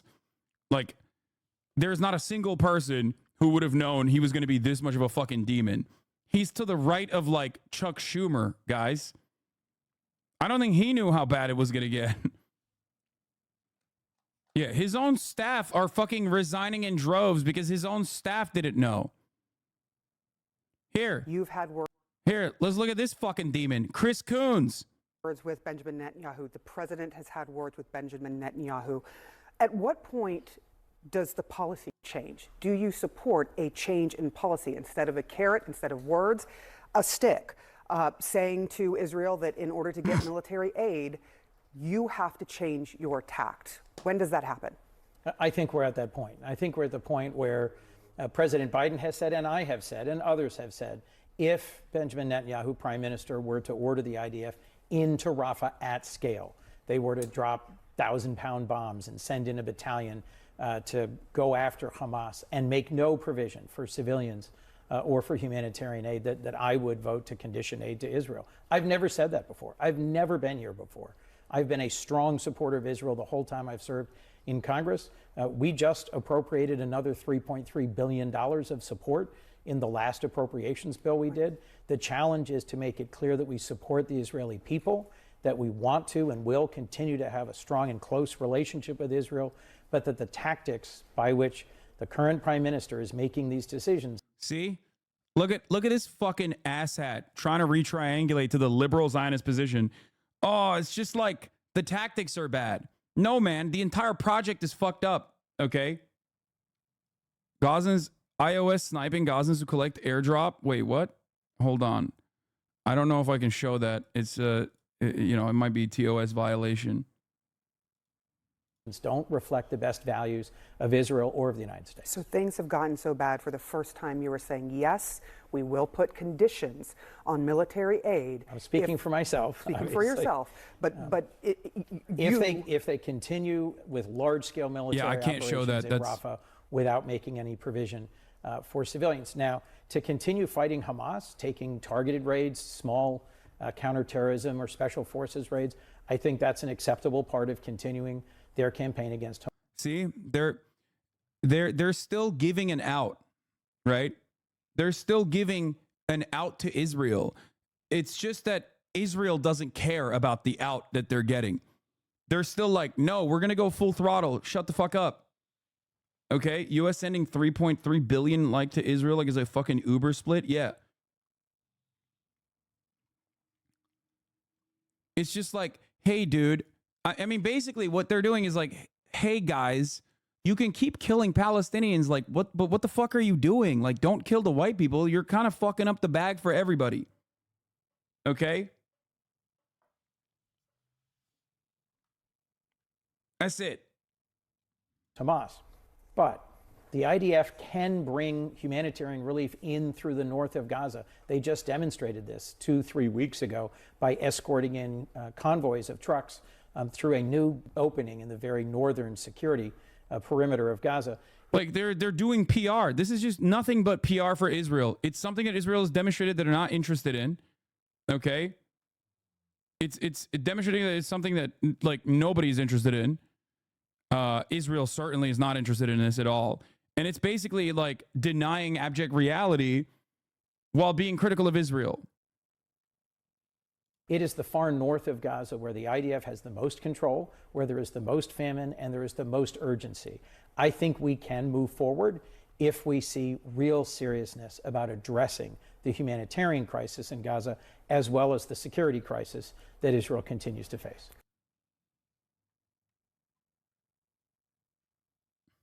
Do you think that these elected officials that had their progressive bases as their reason for being elected will pay for their pro-Israel stances the next time their position is up for election? I don't know how to answer that because like Democratic majority for Israel and AIPAC are pumping into like every pro-Palestinian congressperson. They're trying to punish them in primaries. They're trying to punish them and, cause them to fail electorally for the crime of standing against Israel's genocide of the Palestinian population in like the most, like in literally the lightest ways possible too. I also don't get why these motherfuckers never talk about the systematic process in which the IOF brings in aid. They are stored in warehouses and they bomb the warehouse with the aid. Like it's not something that Israel keeps a secret. One, because if they say that, then, it's going to make their allegiance with this genocidal state look weird. Because then the follow-up question to that is, why the fuck are you supporting Israel if they're deliberately bombing aid? You know what I mean? So that's why they have to like do a little bit of ass saving here, partially because like they want to keep defending Israel and partially because they want to also not look like weird hypocritical assholes. Why is AIPAC allowed to do that for a foreign country? I wonder why. I don't know. I wonder why. Because it's not a foreign country. Israel is not a foreign country. In the way that we view Israel, it is not a fucking foreign country at all. It is a state, an important state for America, much more important than many American states in the American heartland, in the American mainland. Okay? That's why.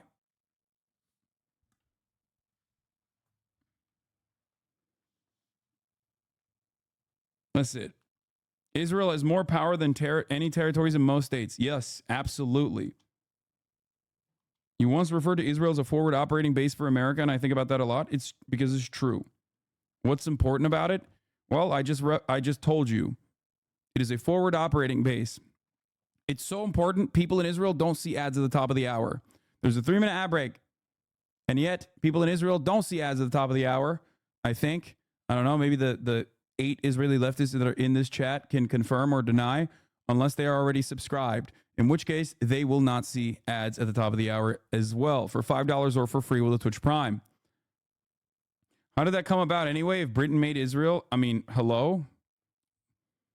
If the Byzantine Empire is a continuation of the Roman Empire, then American Empire is the continuation of the British Empire in some respects. What do you mean? England was defending the interests of the West by doing Western colonies, and America is defending the interests of the West now. America has taken on the mantle of Western imperialism. It's actually a little bit different than British imperialism for sure, because they were also duking it out with like France and shit too. But question mark, Russia is the continuation of Rome? Yeah, you're right. Sorry, my bad. Anyway, the continuation of this broadcast in an uninterrupted fashion requires you to subscribe or get gifted a sub if you're lucky. Here's the 3-minute ad break now. The Byzantine Empire was not a continuation of the Roman Empire. They were the Roman Empire. True. All right. All right, let's hear from more unlikely supporters, more weird allies here, like Karl fucking Rove, like a genuine demon, okay? If they were smart, they'd take the January 6th and go hard at it. And they would say, he wants to pardon these people who attacked our Capitol. I worked in that building as a young man. To me, Actually, fuck it. I'm not going to talk about that right now. This is like January 6th shit. We'll talk about that stuff in a second. Remarkable. A union of UK government officials is threatening a work stoppage over fears members could be held personally liable for sending arms to Israel used in war crimes. London won't publish legal assessment. Concern in DC about a similar complicity and jeopardy for U.S. Government officials? No, there is no concern in the United States. We are the fucking world order. So we do not care. We do not think that there will ever be any kind of legal scrutiny towards our officials for defending, aiding, and abetting Israel's genocidal campaign in Gaza and its many war crimes. By the way, in the last few minutes, officials working in the Department for Business and Trade here have threatened to stop working over arms sales. Our political correspondent, Matthew Thompson, joins me now. Matthew, tell us more about this. What's going on? Well, we've been passed a series of quite extraordinary emails from members of the PCS union in largely the Business and Trade Department. And essentially at the heart of this is their concern that some of their members are working on the kinds of arms export licenses and other things, arms, of course, going to Israel, that are at the heart of the debates around legality and illegality. And they're very concerned that they could be caught up in those legal proceedings and legal arguments. And if it is the case, for example, that the government's legal advice is now suggesting that Israel is in breach of international humanitarian law, that those civil servants could actually become liable themselves for breaches of international humanitarian law for continuing to supply arms to Israel. And their members are very conscious of something called the Rome Statute. That's the founding document of the International Criminal Court. And one of the things that it makes clear is that simply following the orders of your superiors is not in itself an excuse for committing breach. Yeah, that's why I was joking about this yesterday about the Nuremberg defense. It was on a Johnny Harris video, but about the FBI, but you know. Of international law. So they've written to their superiors asking for clarity, asking for some sense of what this legal advice says, and we've got emails suggesting that they have been told that they cannot see the legal advice and simply been asked to accept assurances that it is, and I quote, very unlikely that any civil servants would find themselves caught up in legal proceedings. And the PCS union members are simply saying, well, that is not good enough, and they're demanding to see the legal advice. The government is, of course, refusing to publish any of that. We have, of course, gone to the government for a response to all of this, and they've just given us a statement in which they say, we keep advice on Israel's adherence to international humanitarian law under review and will act in accordance with that advice. All export license applications are assessed on a case-by-case basis, they say, against the strategic export licensing criteria. But this really speaks to the heart of the debate that's engulfing the government at the moment as to whether or not, as the letter written to covered at least in the Guardian today by some 600 lawyers and academics, including 3 former Supreme Court judges, suggesting that potentially the government might be in breach of international humanitarian law if it continues to export arms to Israel in the face of potential breaches of humanitarian law and potential genocide by the Israeli government. By the way, as foreign policy officials across Western governments have made clear, their frustrations over Gaza policy are about more than moral reflection / distaste. Tapping their expertise, they see the real strategic cost and major risk for the approach the U.S. and co. have adopted since 10/7. I've been saying this over and over and over again. Okay? It is becoming strategically bad to defend Israel's actions as Israel's actions get increasingly more and more violent. It is destabilizing. Just like when the Houthis decided to take up arms in the Red Sea and everybody fucking yelled at me for saying, you're defending terrorists, you're defending terrorists. I told you that bombing them was not going to fucking work because they had already withstood a genocide from Saudi Arabia and UAE. They had nothing to lose. They had nothing to lose. Okay? And all they had to do was keep taking pot shots. And they completely fucking... Little Hassan is the victim? No, I'm not. I'm not the victim at all. I'm simply using my own personal commentary and the reaction to that to describe public sentiment. Remember,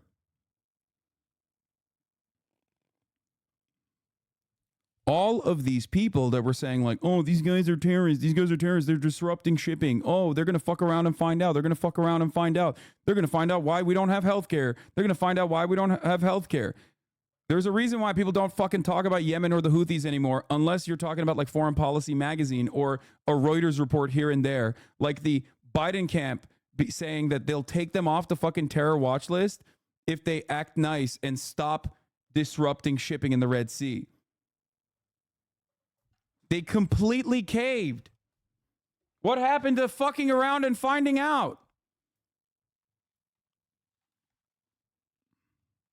Yeah, they fucked around and they found out that, like, yeah, no, it's basically when someone has moral clarity in the situation, and I don't care about their domestic policies, let's be fucking real, okay? I'm not defending everything the Houthis are doing or whatever the fuck that people try to justify and massage these interests on, okay? It's the same principle behind Hamas as well. Their resistance is profoundly popular, and there's a much worse bad guy in the fucking region.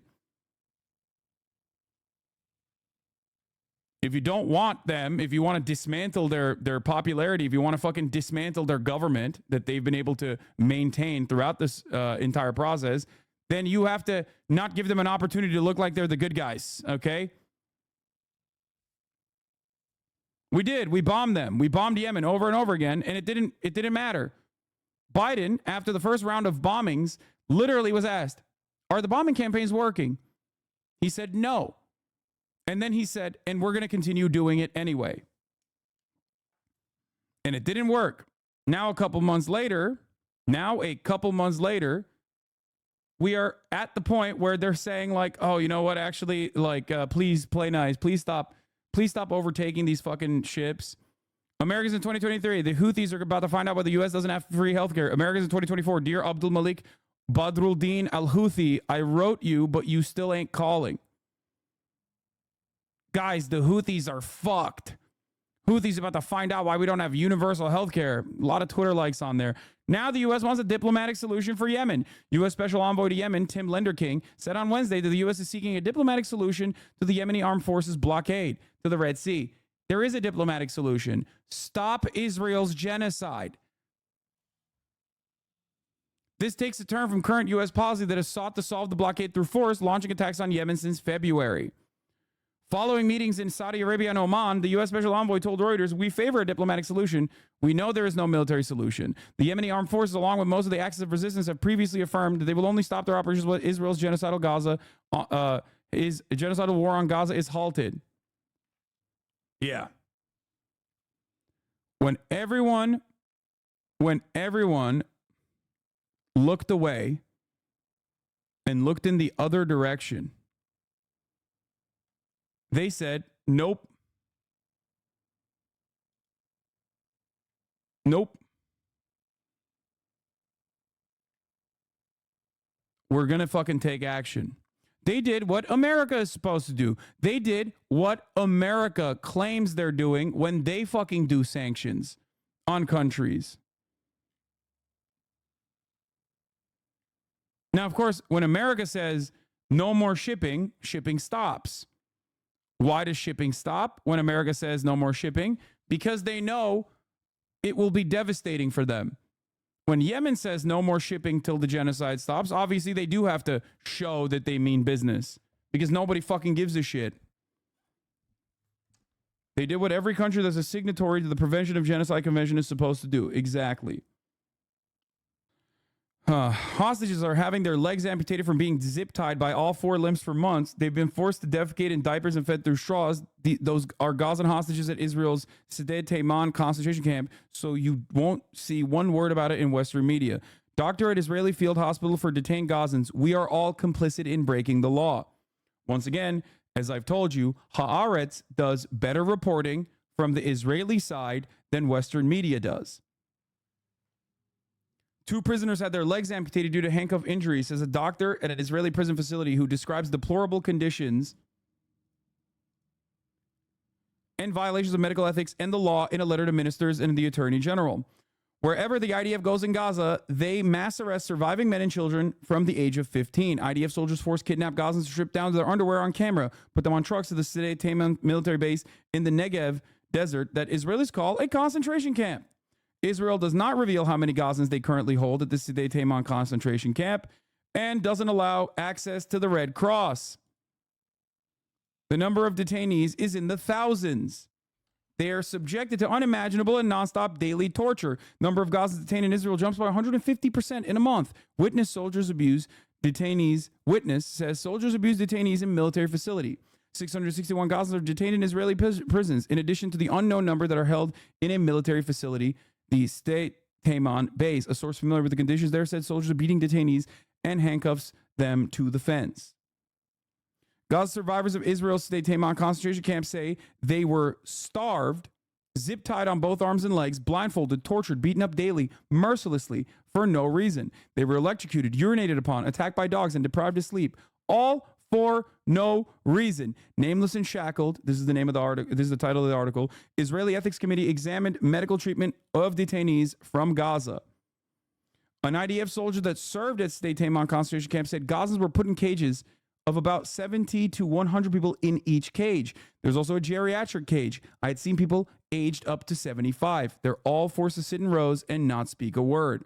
Israel's government knows they're committing a crime against humanity at the Sde Teiman concentration camp. So they instructed doctors there to refrain from signing their names on the medical documents or introduce themselves by name to the detainees. This is straight up Nazi shit. Over 27 Gazan hostages died from torture at the Sde Teiman concentration camp, which includes burning, electric shocks, and beating. Yes, they're hostages because they're kidnapped by Israel from Gaza as a bargaining chip in negotiations with Hamas. They are not charged or tried. Calling this out in certain terms is not anti-Semitic. Calling this out for what it actually is not anti-Semitic. No matter how hard Ben Shapiro chirps about it. Okay, most moral army, my fucking ass. Now, a lot of this stuff doesn't get a lot of play in Western media because, Israel's already catching a lot of flack. That's the problem. Because we are complicit, and it would make our politicians look really fucking bad. Link tweet, please. I retweeted it on my account just now. Is this new treatment from Israel since October 7, or has this been a policy for a while now? Israel has done unimaginably awful shit. Adamir is a Palestinian human rights advocacy group that was, of course, suspiciously declared a terror organization by the state of Israel after they put forward massive revelations about the mistreatment and inhumane and torturous conditions that Palestinian prisoners were subjected to without any sort of fucking due process whatsoever. However, Yes, this is something that they've done for a very long time. They've just elevated everything that they've been doing for a very long time. Yeah.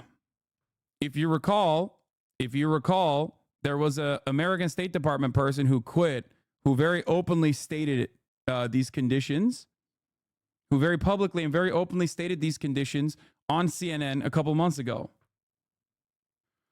No, but it's just ridiculous. No one is doubting that Israel's doing unimaginable, terrible things, but you're losing it. You take everything on your POV at face value and now push everything else through a skeptical lens. Not that I doubt this is happening, but why is it that you just take it at face value? Brother, what is happening right now in your mind is cognitive dissonance. On the one side, and here's the positive part of this. There is actually there is morality in you, right? If you were a total immoral person, you would look at this and go, no, it's good, actually. It's happening, but they deserve it. But because you're a moral person, I'll show you the silver lining here. You're saying this is conflicting with what I think Israel should be doing. Okay? So you have two options. You either recognize that this is what Israel is doing and continue along and reaffirm your position that Israel is a moral army, so they are doing it for good reasons, and it is worthy. Or you look at this and you go, maybe everything I thought about Israel wasn't so right. Okay? No, I'm agreeing with you, and we have the same viewpoint on this. I'm just being skeptical of all the reporting and not just articles. I agree with the narrative. Wait, what do you mean? You're skeptical of Haaretz's own reporting that they've conducted on their own prisons from doctors that are working in the prisons, including doctors that feel like what they're doing is so immoral that they've actually literally fucking sent letters to the Attorney General in Israel? Especially because it literally does not contradict, but actually solidifies former State Department officials.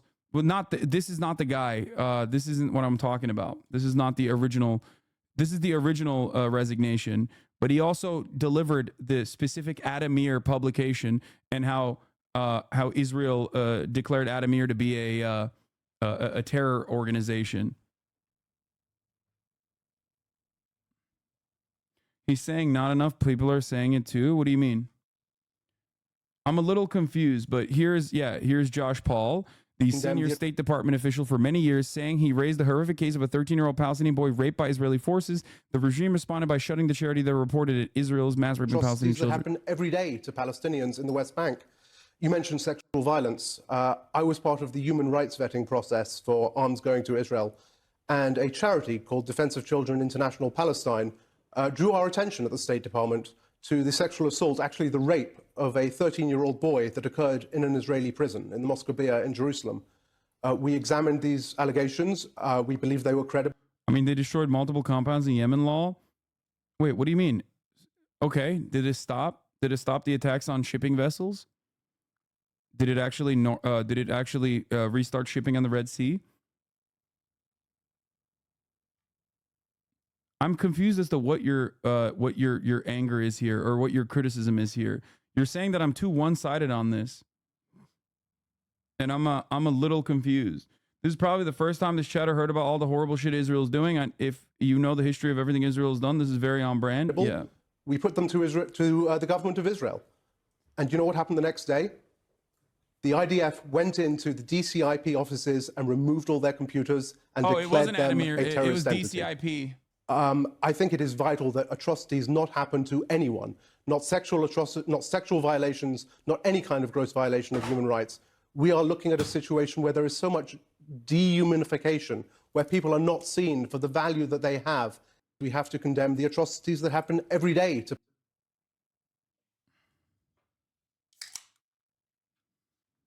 Why don't you uncritically repeat Israeli propaganda like you do the truth of their genocide? This is the level of naivete people rely on when they ask stupid questions like, do you really think Israel would kill a baby? I said this before too. Israel has also partially been able to get away with a lot of heinous shit in their regular conduct of their apartheid because they are so heinous that people simply don't believe it. And we are obviously, especially in progressive circles, predisposed to anti-Semitic sentiment. So when someone says, no, that's of course not real, of course it's anti-Semitic, Israel does not have a cum squad where they literally extract semen from dead IDF soldiers because they're that fucking obsessed with like continuing their ethno-state project, you go, that sounds anti-Semitic. It can't be real. And then the fucking IDF tweets it out, celebrating the fucking goon platoon. I get it. Hey, dude, I'm an Israeli semen extraction team, baby. Chill. The bus battalion. Like, I do understand why, when you are first met with the reality of Israel's apartheid, Israel's ethnic cleansing, you're like, I don't know if this is real. I don't want to come across as anti-Semitic. I have many Jewish friends. Like, this seems in line with like real blood libel. You know what I mean? This seems in line with like a lot of anti-Semitic shit that I've heard about Jewish people. And because in your mind, you've been conditioned into thinking like Israel equals Jews, which is not the case at all. Because if you can't shake that, if you can't separate Israel from Judaism, you will be way more likely to think that this commentary is like simply coming from an anti-Semitic place. It's not. Israel is a country. Israel is a supremacist ethno-state. And its actions have nothing to do with Jews.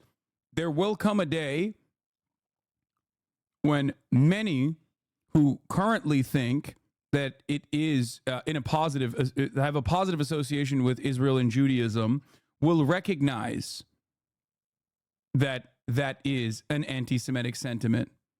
And it always has been an anti-Semitic sentiment. I believe it. One day, people will look back at this very moment and hide their true opinion. Hide what they used to say. Since we're living through that opinion, since we're living through that moment in time right now, you can change course.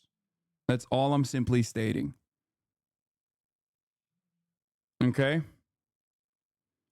Can Hamas separate Israel from Judaism? Wait, what? Dude, Hamas as an entity, Hamas as an organization does not exist because of anti-Semitism. Okay? Just that's bullshit. Even they recognize how bad their fucking PR looked like and rewrote their charter in 2017. Not that it fucking matters. Hassan a bitch. True. Hamas only exists and has any kind of support whatsoever because of Israel's actions. That's it. Israel's apartheid. 3-month subscriber. What the fuck? Putting the bottle down after 6 years binging was so fucking hard. Yeah, this is another like post October 7 guy. Look, going from being a fan to being like, you know what? Fuck this guy. That's what happened. Many such cases. Shut up, bitch. Hassan a bitch. Yeah, got it. But I personally find it hard to argue against people who say that. Was asking in general, not like it's my opinion.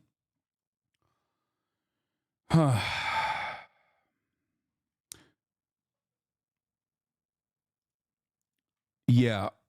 People who are like, oh, Hamas is anti-Semitic, that's why they're operating out of anti-Semitism, are failing to comprehend something very important.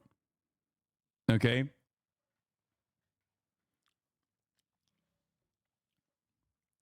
There's always been resistance to the Israeli apartheid. There's always been resistance towards being enslaved, being put in conditions that are unimaginably cruel. See, look, that's actually a fucking pretty solid take from Volodymyr Zelensky, our one leftist Israeli Jew in the chat. One of the 6. I hate Hamas, but when have they targeted Israelis outside of Israel? One of the 8. The numbers are growing. It used to be 5. Now there's at least 8. This is awkward. Unpin me. No. It's only awkward because you're outed not as an Israeli leftist, but outed as a person who plays League, which is the only position that is less popular than being a defender of Israel in this community. Just kidding. So many people play League. It's gross. Probably a bigger crime, honestly. Definitely a top laner. How do you know Volibear is a League champion? Come on, guys. Come on. Your best friend is a League player? Yes, dude. I'm not going to drop someone because they're a fucking heroin addict either. You know what I mean? What do you mean? Yeah. We defend those we love with hopes that we can help them out. It's fucked up. 2/4 of your co-hosts are League players.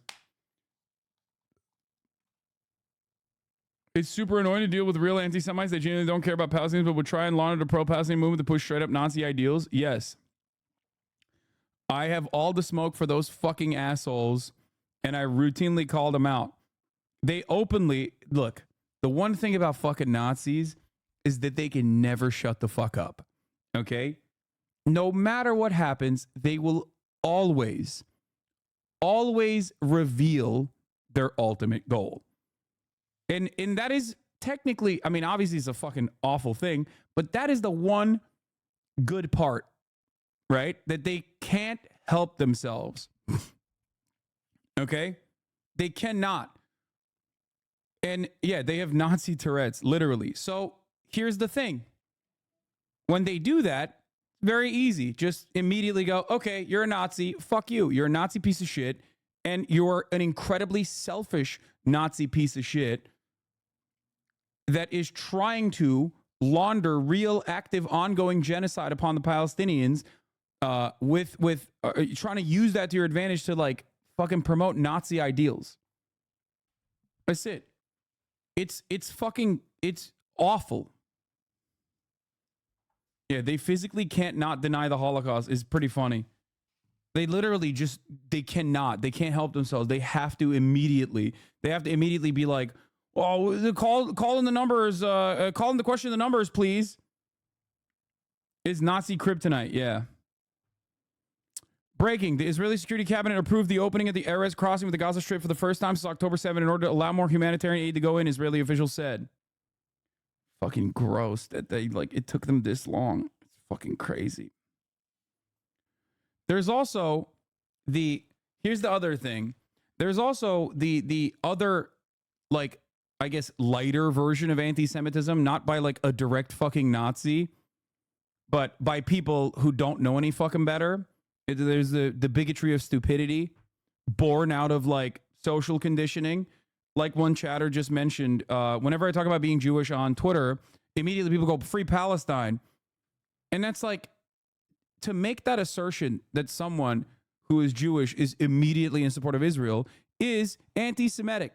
It's born out of the propaganda that both Nazis and Zionists contribute to by saying, no, you don't understand. Israel defends all of the interests of all the Jews around the world.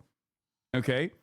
But it still is anti-Semitic, and that's something that you need to shake off. Okay? This is why the conflation that Zionism is a fundamental part of Judaism is an anti-Semitic one. Would you say more Jews support Palestine than not? I wouldn't say that unless you're talking about Jews in America under the age of 35. We've looked at the demographic breakdown before. It is pretty similar, pretty close to like the overall demographic breakdown. Joe Biden will cause World War III through his utter and complete stupidity. Here is his current position. 1. The United States is willing to go to direct war with nuclear power by admitting Ukraine to NATO. The minute Ukraine joins NATO, Article 5 will be invoked, and we are then in a shooting war with Russia. 2. The United States is demanding a ceasefire from an ally, Israel, in a war with terrorist group holding hostages, including Americans, in a conflict involving precisely 0 U.S. troops. I love Ben Shapiro's take on this because at least it's like consistent. Okay? He's like, I don't care. If you are doing the oppression, I'm on board. He's like, I'm on the side. I'm pro-Russia and I'm pro-Israel. He's not even pro-Russia, by the way. He's just like, I mean, this is an understandable criticism. Also, it's not going to happen anyway. Yeah, the Ukraine is going to join NATO take. Ben is the rare Russia-Israel flag guy. That's not rare at all if you go to fucking Russia. It's not rare at all if you go to Israel, and that's not rare at all if you go to Russia. It's rare in America. Because Russia is our foreign adversary. That's actually the most common position if you go to Israel or Russia. Anyway. The United States is demanding a ceasefire from an ally, Israel, in a war with a terrorist group holding hostages, including Americans, in a conflict involving precisely zero U.S. troops. Iran, as terror proxies now know that if they murder over 1,000 citizens of an American ally, take hundreds of hostages, and then hide among civilians, Joe Biden will save them. It is nearly impossible to believe one human being could be so stupid, but Joe Biden always surpasses expectations.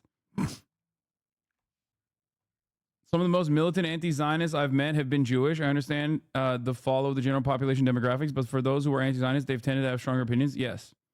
This is my experience as well, for the record. 100%.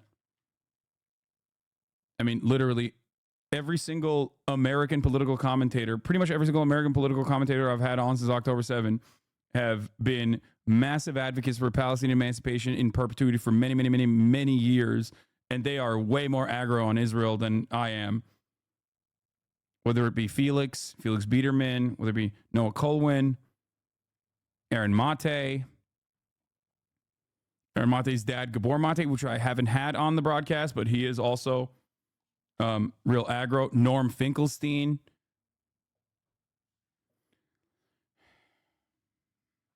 Brace Belden. Yeah, a.k.a. Racial Jake, a.k.a. the gay pussy Ida, a.k.a. Coindexter.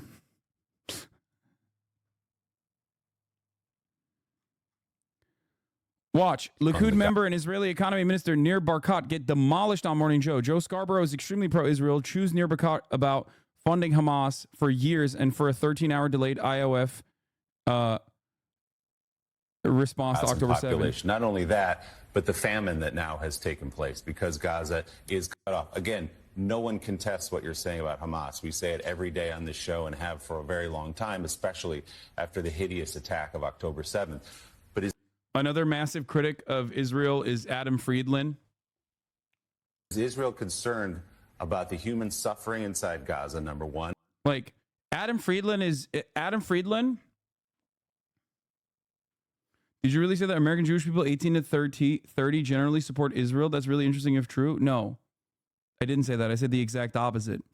I said that amongst the American Jewish population, if you look at the demographics, the breakdown is almost identical to the rest of the population, which is that when you get to like under 35-year-olds, the American Jewish population's attitude towards Israel-Palestine is pretty consistent with the rest of the American population. Of course, the older you get, the more pro-Israeli sentiment increases. Pro-Israel sentiment increases both in the American Jewish population and in the rest of the American population as well. Yeah, the thing I was going to say about Adam Friedland show of the or Adam Friedland of the Adam Friedland show is that, remember, he also went on Birthright and got his dick sucked on Birthright, and yet he's still an anti-Zionist. So think about that. Not many of you have been able to have this world-changing experience and still maintain a solidly anti-Zionist stance. Some of you were born into anti-Zionism. Some of you learned it. Adam Friedland had to unlearn it. Okay? He's a closeted anti-Zionist. You're outing to him to his family. Think about that. Adam only got a condom, BJ. Don't go crazy. I think that might have played a role, actually, in his position. This clip. There were like 500,000 people in DC this weekend. You know, that is like, I've never seen that for Palestine. You know, and you take, I'll tell you this. When I was 19, I was there, and they took us to the settlements in the West Bank to show us how they lived over there. And then I looked down. But you were buying prostitutes, and like you weren't paying attention to any of that stuff. No, you're buying I was a Zionist, bro. But you were busy buying child prostitutes. Well, it's to support the economy. Yeah. The black market. Paul, you tell the story. You bragged about it. I was fucking 18 years old. I was 18 years old, and I didn't realize that was terrible. It was wrong. All right, so you get to give a sincere statement on this, and then now it becomes about prostitution. Please do. I don't know. Sex trafficking. You brought it up. I don't know. You brought it up. No, but we went to the settlements, and I was like, to that point, I was a fucking Zionist. I was there right after they disengaged from Gaza, right after they cleared out Gush Katif, and like Sharon left. And I guess 2017 was the election, so it was like, or no, it's not 2017. It was 17 years ago was the election. So. Oh no, I fucking left a Nick Mullen, Adam Friedland clip unattended in this community. Oh, what a major mistake I made. Oh no, I fucked up. I forgot to contextualize that this is a joke. This is a joke-free zone. I forgot. Fuck, on Autism Awareness Month too. Classic blunder, huge mistake. Shit.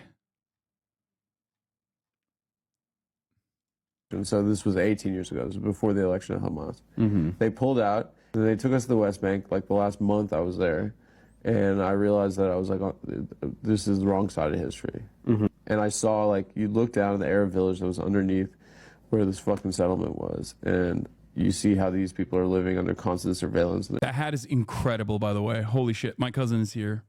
They're being fucking demeaned and dehumanized. And then you see these fucking guys, like, building these tract houses like they live in fucking Orange County. Mm-hmm. You know, in the middle of like this political reality, which is brutal and fucking like inhumane. And I lost it then. And I went back and I told my parents, and we got in big arguments. I was like, you know, this is what we were told was important, was to support fucking Israel so the Holocaust doesn't happen again. That's what we were told. Mm-hmm. And that's what my parents were told when they were growing up. And they knew survivors, you know, and it freaked them out. And I understand why there's like this like narrative in the Jewish community, but like that doesn't make Jews more safe. You know, it's a failure of a project. And then now we're seeing like this fucking bloody reality.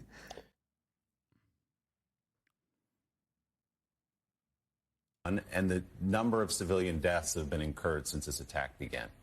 We're concerned about 134 hostages. Here's a picture of some of them.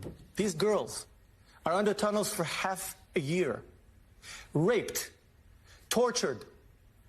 This is what we're concerned about. Bro, props. It's like, oh, are you concerned about them? Perhaps you should stop bombing them too then, because of how horny you are to kill as many Palestinians as possible. It's so obvious what the fuck the hostages mean for those in power. Okay? It is so obvious. Like, bro, you laminated this shit. Go, if you genuinely cared about the hostages, and there are plenty of people who still want to fucking melt Gazans, right, in Israel, but they do care about the hostage lives. They're fucking using every ounce of energy they have at yelling at the Netanyahu war cabinet to stop bombing. You very clearly don't care. You don't give a shit about the fucking hostages. Hamas cares more about the fucking hostages than you do, because it's their bargaining chip. Damn, this guy's good.